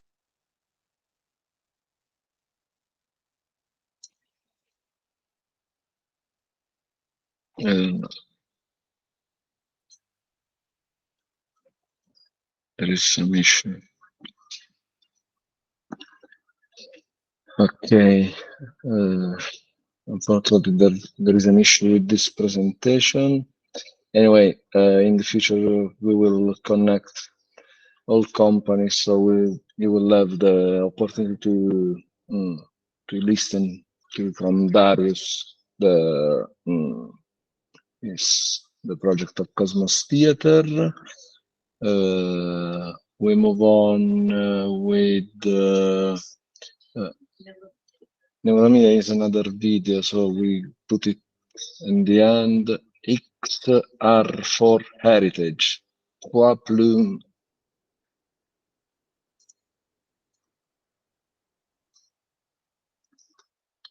Anyone?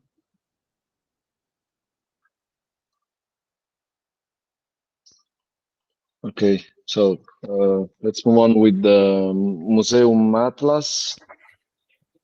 Hello, everyone. Hi. I'll share my screen.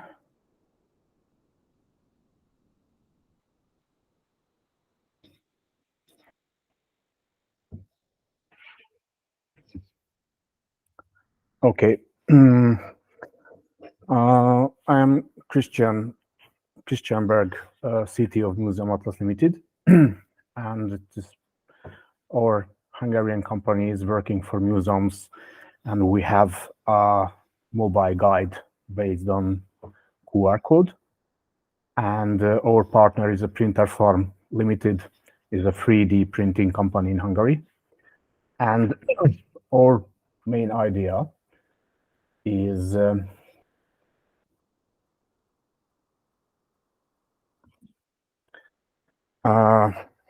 mixed by the object in the museum by phone, our object, a real object, with our apps. And the museum visitors is create a new object, a new artwork, and send to the cloud. And in the cloud, we convert this file and we send back to the museum shop to a 3D printer. And we investigate how we can do this solution for museums and the museum visitors. And we have 5 phases. Now the working the select and test the 3D model formats, and now to prepare the how museum's object or model can be added to build in a 3D model. And the third phase is how models can be returned and stored on the museum visitor's mobile phone. And the 4 is the how we can send the 3D model to a 3D printer by internet, the cloud and internet. And the phase 5 is which is the better 3D printing technology, quickly, cost effectively, and what's happened with the new artworks, making a new exhibition or making other things. So thank you for your attention. Thank you, Christian. We move on with il Salone dei Rifiutati. Yes. Thank you, Giovanni. Thank you for this opportunity. I'm glad to be with you. I'm sharing our presentation.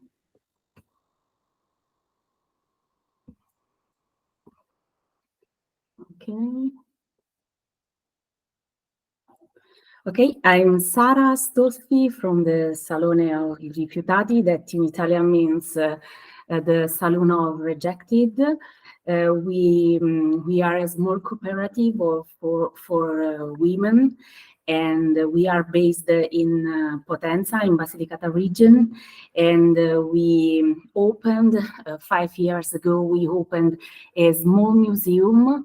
The Moon Museum workshop of narrative objects, and we are also a center for environmental education, because we collect refused materials from local companies, and we create with these materials, also with WE technological refused object. We create interactive exhibitions that now we can show in our museum, but we exhibit this project also in museum and cultural spaces all around Italy and Europe. And our project is named Starworks because it is inspired by the current exhibition exhibited in our museum that is called Da un capo all'altro, from one side of the world to another. Capo in Italian means garments, clothes, and we arranged refused clothes in daily furnitures, and these clothes are special because are interactive. So, for example, you can blow on this flower and you can blow the skirt of the clothes.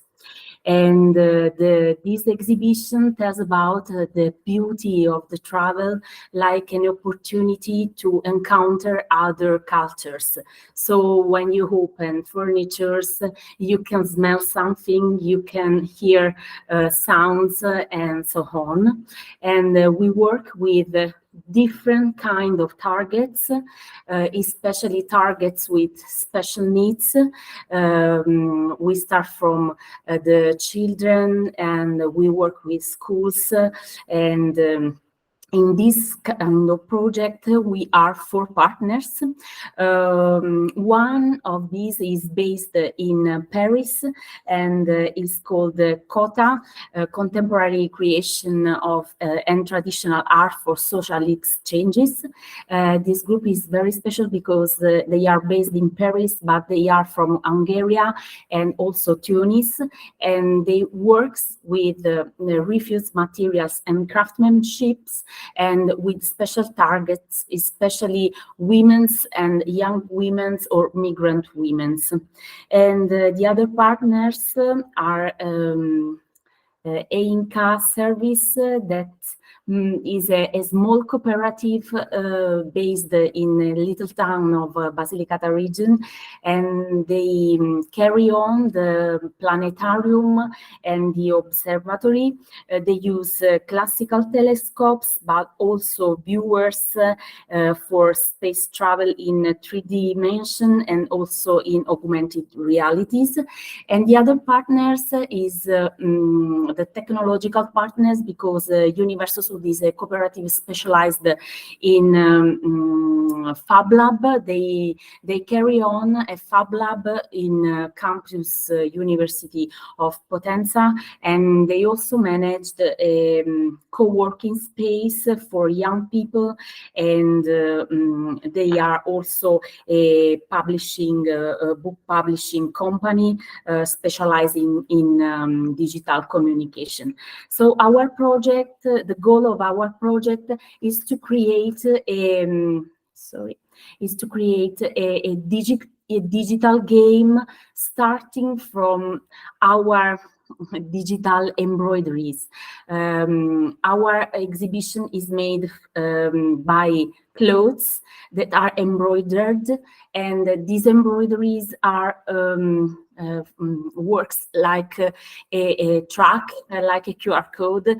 You can access to the contents of our exhibition through our application, and know something about this imaginary constellation.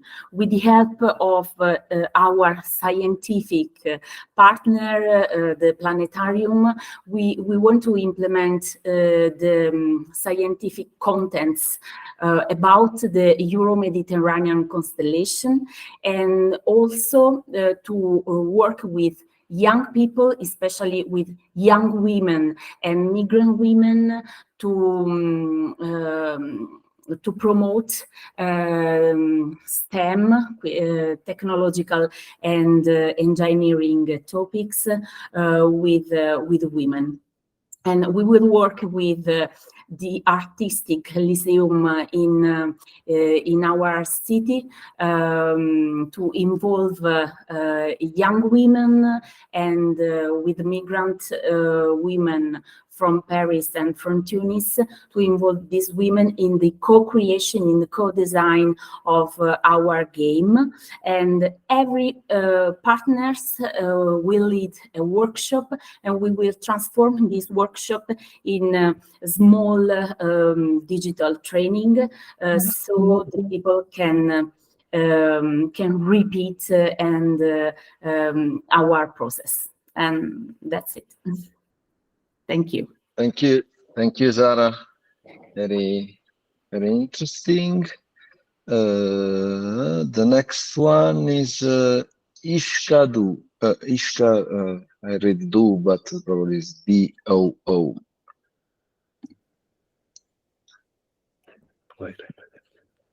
Yes, that would be us. Just a second. We will open the presentation. Mm-hmm. No. Desktop.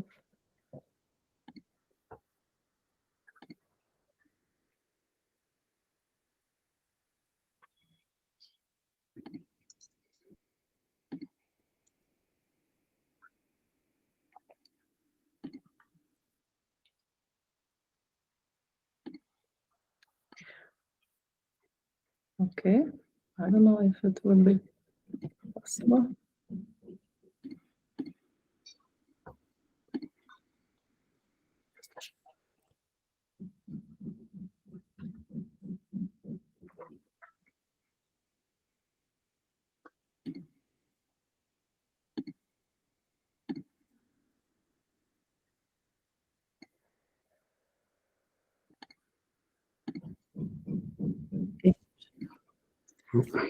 No. I think we have technical problems. Maybe you try to... Sorry about this. Okay, if you want, in the meantime, I can show a presentation, which is a video presentation from another company while you Yes, set up. maybe, yes, Yes. maybe that would be, I don't know why it's denying the Okay. sharing function. I'm sorry. Okay.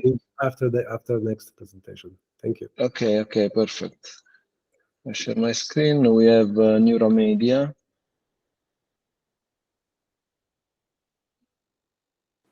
Hello everyone, I'm Pierre Magal from Neuromedia Software. I'm going to present our pilot projects. The main problem with new technologies for radio is audience fragmentation. Audience fragmentation means that the content is becoming very diverse. Before we just listen to the radio, and now we can go on YouTube, Spotify, and there is a wide range of different opportunities like social networks or even video. And this fragmentation is growing externally. Means that there is new platforms created. So Spotify appeared, YouTube, TikTok, and so on. And there is also a growth, an internal growth. So within the platform, there are more and more channels. So for example, on YouTube, there are more musical channels. This content saturation will be worse in the future because of generative AI. This diversity is also changing behavior. We do not consume content today like we used to do it 20 years ago. And of course, it's a fast evolving situation. So it changes every year. So the strategy, the traditional strategy of radio that was based on what we call simulcast, FM radio station and the same radio station broadcast on the internet is not sustainable anymore. So the solution from our pilot project is to provide a fully automatized video variant creation and publishing cloud software. So it takes the main sources, so the main radio channel, the main audio, and it automatically creates variants, video variants. And those variants can be published on different platforms. So for example, YouTube. So here are some examples of video variants from different radio stations. So all of these are made by very complex software, and our objective is to be able to produce the exact same thing, but with few parameters. So we take any input stream, any radio stream, and few parameters like the videos we want to put, the cover sources, and so on, and it will create and publish the video variant automatically. So it will be very effective for radio station with a small budget or big networks with, let's say, 50 different radio stations. Thanks for watching and listening. Okay, thank you, Neuramedia. And Ishka, I don't know, Natasha, if you are ready. Yes, I will try to share now. Okay.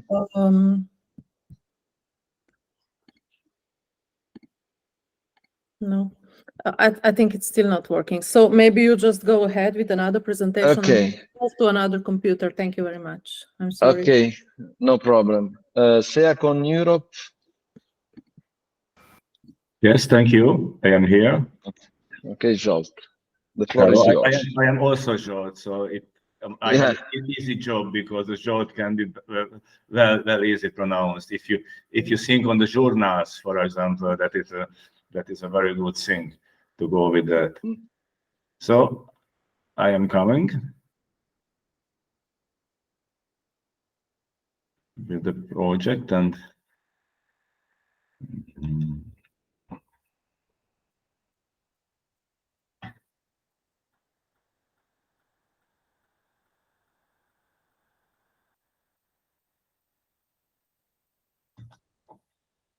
so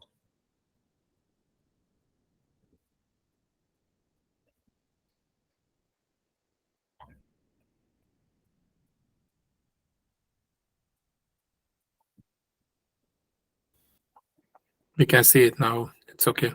okay, super. Thank you very much. So we are a Hungarian company, Hungarian SML, and we are working in the CREATHRIV Europe on the software development. And in this project, we have a partner, a public center. The public center is also a gallery and an exhibition place because they have more paintings for exhibitions, and they publish them for the audience.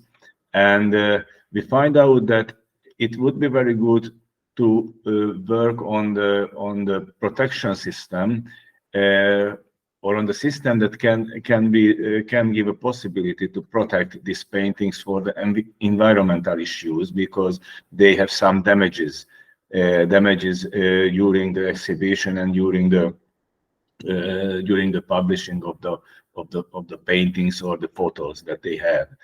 So that's why we have two companies in the project, a technology provider and a professional partner, and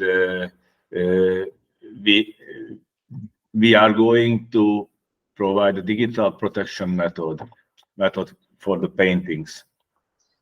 And what motivating factor about, because we had professional problems in the rooms or in the location, because they have more exhibition spaces in a bigger building, and that was more factors who caused any kind of damages on the paintings. So and the factors that we should maintain in the project, that is in the first step the exhibition spaces, because the different characteristics and the paintings because of the different materials, because if you think on the status, then they have only one material, or we can define only one material for them, but the paintings had more materials, and these materials can give more kind of issues during the exhibitions. And of course, they had more objects that were managed during the exhibition. And what we do, we found out a data-driven solution, and our project called Galerion. The Galerion is a IoT network for the gallery. Can I say that? Because we use IoT tools or IoT devices to measure the environment, to measure some parameters in the environment, and measuring these parameters, we discover all problematic factor or extra factor in the exhibition areas that can cause any kind of damages for the artifact or for the object that should be the object of the exhibition. If you think about the problems or the size of the programs, I presented here some numerical data for the public center because they have more paintings and a relative big exhibition area. And if you think about the visitors or the number of visitors, the yearly number is 40,000 people in the exhibitions. And the visitors can have also a big impact on the status of the artifacts in the exhibitions. And we defined 4 different measurement places in the building or in the location, and these exhibition spaces have different character because of the sunshine, because of the temperature, because of the lighting, and others. And what we do exactly, we measure 3 different parameters. That is a main basic parameters of the environment. That is a temperature, humidity, and the lighting. And we work on the combination of these parameters. We don't work on the timeline values of the measurements, but we work on the characteristic and on the changes of this measurement, and we know that the combination of them can cause more kind of damages on the artifacts. And what we do, or what we want to do with our solution, first we make a risk factor analysis, and the risk factor analysis takes into consideration the sensitivity of the paintings and the material or the materials of the paintings, and this way we can calculate any kind of risk factors for the artifacts. And creating or discovering the problematic situations, of course, we make a possibility to monitor the environment and make any kind of alarming in the extra situation for the environment. And what we want to do, first, we want to make any conclusion about the exhibition related to the paintings in this area. And our long-term objective is to work on this method and to monitor all kinds of artifacts in the indoor and outdoor spaces that can be used for any kind of exhibitions. So thank you very much. Thank you, Zsolt. And we are a bit running late. Natasha, are you ready? Hi, yes, hi. We switched computers now, so we'll try again.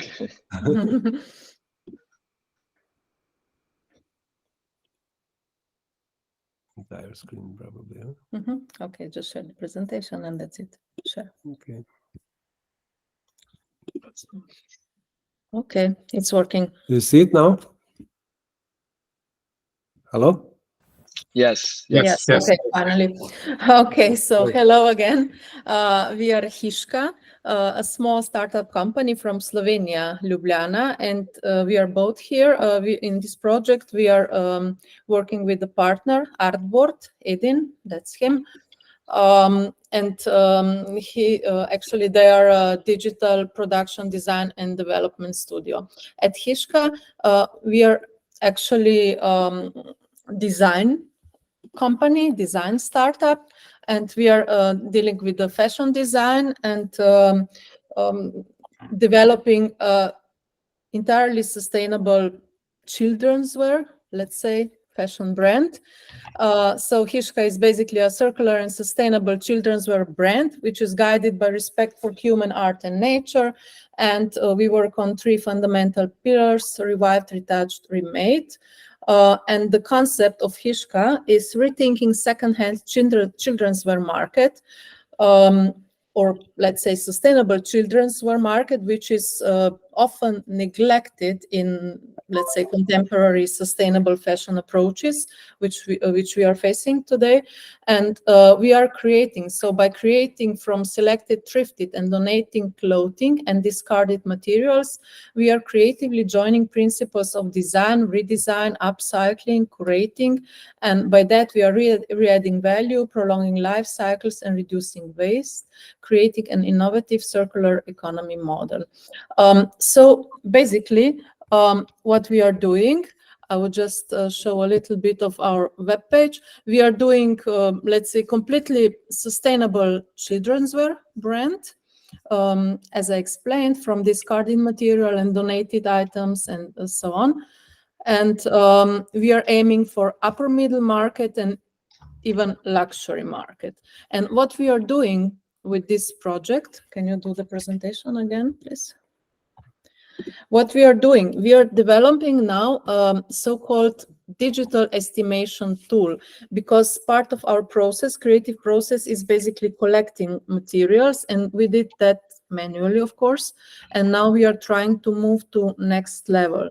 So because of course we are operating digitally, we have a web page and so on, and now we want to make this project, let's say, more advanced, and also to simplify the project of the process of collecting, and also to unify it somehow.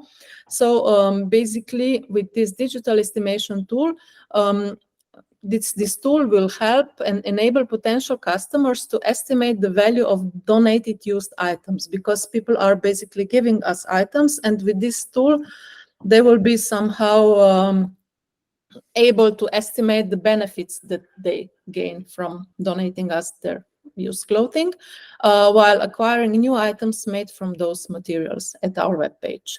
In later stages, we will upgrade this tool, if possible, to calculate also the environmental impact factor, like water savings and so on. And for this digital estimation tool, we are collaborating with Artboard. So I will just now give a word to Edin to present a little bit about this tool, new tool. Currently, we are in a stage of prototyping and beta testing, but as Natasha mentioned, this calculated value, estimated value of items will be assigned upon approval on an item to users' e-wallets as tokens, which can then be used for a wide range of rewards and loyalty programs, like purchases at our e-shop, like referral programs sent to a friend, or donated even for partner charity projects.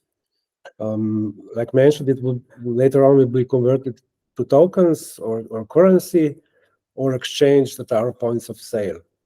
With this, we hope that we are reducing environmental impact by sustainable sourcing and shortening the production journey, also stopping the significant amount of clothing before becoming discarded. Yes, so by developing this tool, we are aiming to generate, let's say, more sustainable behavior within users, and as already said, to basically improve our processes. So that's it. Thank you very much. Briefly, thank you. Thank you, Natasha and Edin. Very interesting project. Looking forward to seeing it in action. Uh, Very much. The next one, Moktil. Hello, let me share my screen.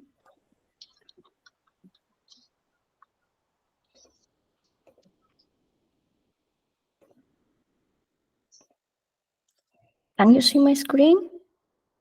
Yes. Okay. Hello, everyone. I'm Elizabeth from Moktil's marketing department, and I'm here to present our collaboration project. Here is also Mr. Kokinos, President and CEO of Moktil, Ms. Eleftheriou, our marketing director, and Mr. Konstantelos, our software engineer, one of the members of the developing platform's team.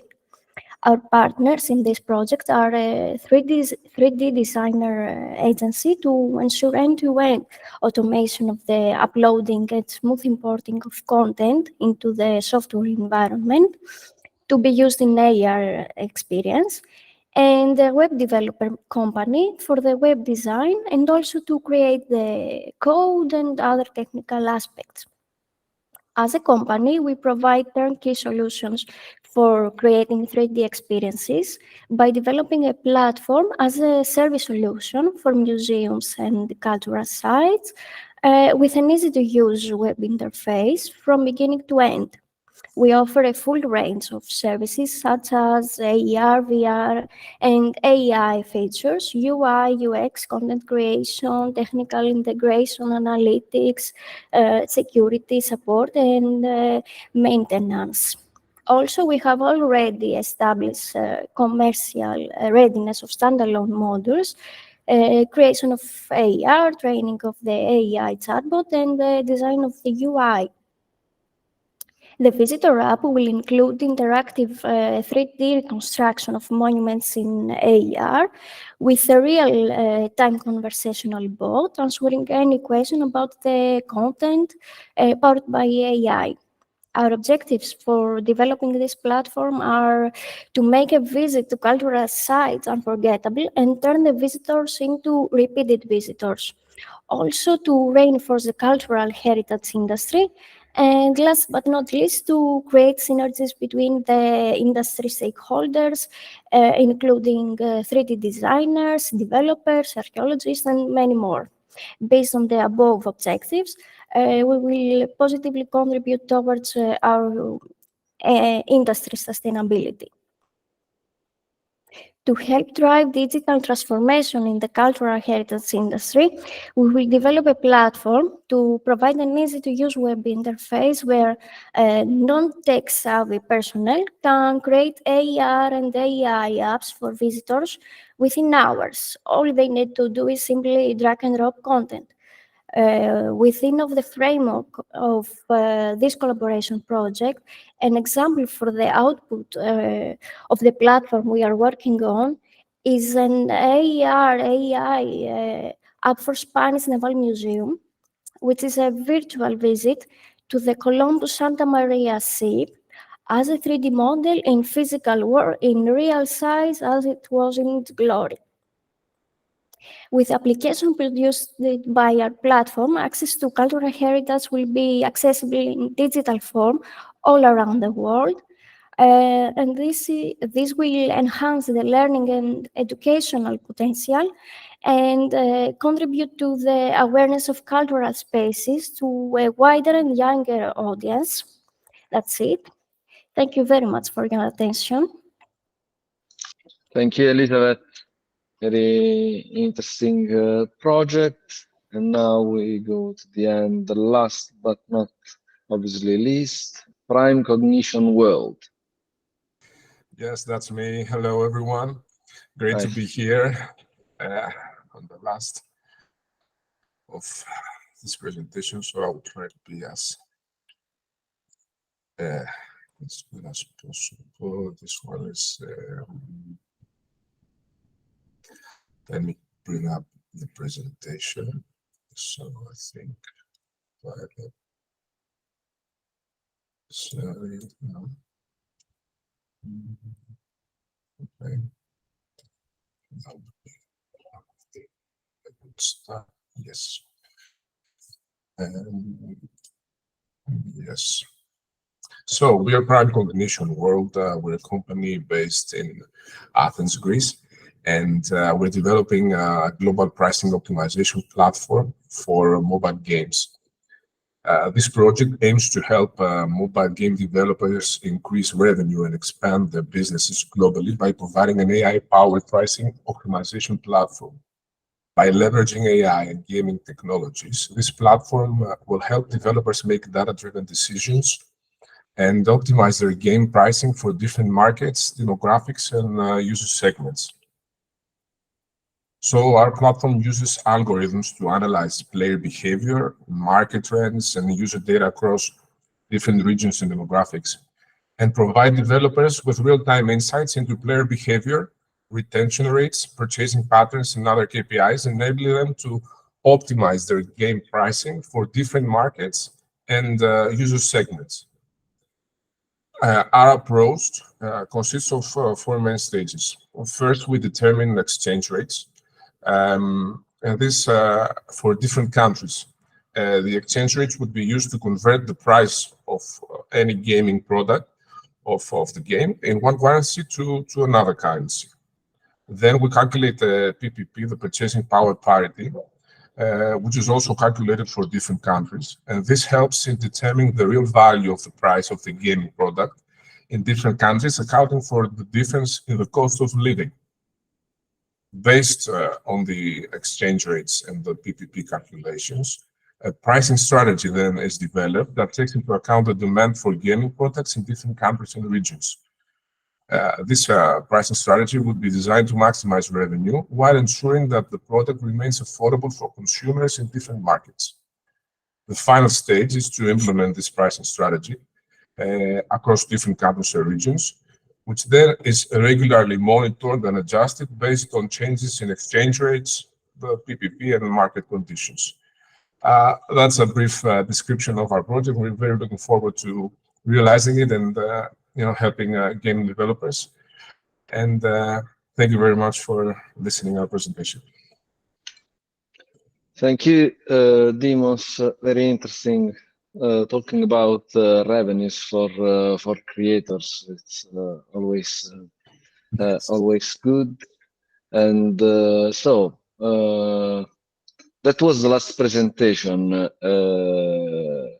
I would like to I'm impressed both from the presentation, the many interesting ideas that we heard today, and I'm impressed also from your patience.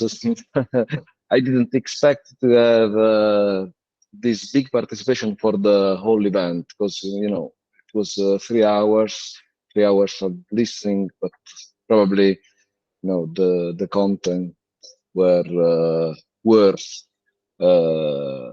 listening, and this is the reason of such an attention. I don't know. Let's keep 5 minutes if you want to brainstorm a bit. If you have something, if you want to add something, feel free. If you want to leave, feel free. Anyway, we are in touch. We would like to spread information about your projects in the future. We recently started a podcast series in Italy that is called Green and Blue. It's the book written by Italian philosopher Floridi. And the idea, we started with the project that we are managing as Basilicata Creativa, but we think that it would be good to have at least all the collaboration pilot project presented through this podcast. So we will probably get in touch to organize short interviews with all of you, and obviously we would like also to keep on telling your stories through the project implementation. So follow-up email will be sent in the next days. I would like to thank you again and to leave the floor to my partner if they want to add something. I don't know, Jolt, Pierre, Nectaria. I don't want to have much more time. Just I would like to mention a figure that that 32 collaboration projects were awarded and 63 were submitted. So about half of the projects got funding, and Belgium and Italy were the two countries with the most projects. Then Greece, but also Lithuania, Hungary, and Romania and Slovenia were quite strong. Just some interesting facts. Yeah, and the interesting part was receiving applications also from the countries that are not represented in the consortium, such as Romania, Slovenia, Ireland, Ukraine. So we are pretty happy, and I would like to say that we decided to move budget from the other grants to collaboration pilot, considering the quality of the proposal received and like the likely impact that this project might have on the creative and cultural industries ecosystem. And there will be a second round, but only for a prize. Yeah, yeah. So that's also interesting to mention. Yeah. Yeah, and if I can add something, yeah, first of all, thank you very much for all these presentations. Everything was absolutely fantastic and very concrete. So it's very interesting for us to know that the projects are going well. I would like to draw your attention, and according to what's just said, Giovanni, many projects came from other countries than the countries that are involved in our consortium. So if you belong to a network dedicated to the industry, cultural and creative industry, if you think that your network or the network you belong to would be interested in joining our consortium, our network, so please let us know, or let know to the network you are involved in that we are interested in working with them in order to be able to disseminate the information related to other cascade fundings in the future, and to be sure that all the European SMEs have the right information to be able to submit a proposal. So please, if you have heard about the network, if you are a member of a network, please let us know, and we will be very interested in contacting them and ask them if they are interested in joining us to be able to create a European strength in the ICC. Yeah. And I would like to follow Pierre Rimet, that we are organizing also some international activities as a consortium. We will have international missions. So, and obviously we will be, let's say, the ambassador of the European creative and cultural industry. So probably we will get in touch also to have your ideas about foreign markets. So I think we will talk a lot in the next months. Okay. Thank you. Thanks a lot again. It was a big pleasure. Really interesting. We are in touch. Have a nice rest of the day.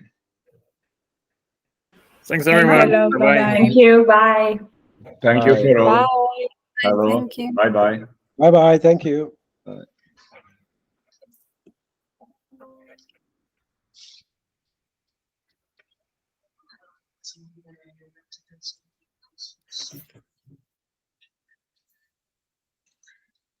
Okay. Thank you. And bye-bye.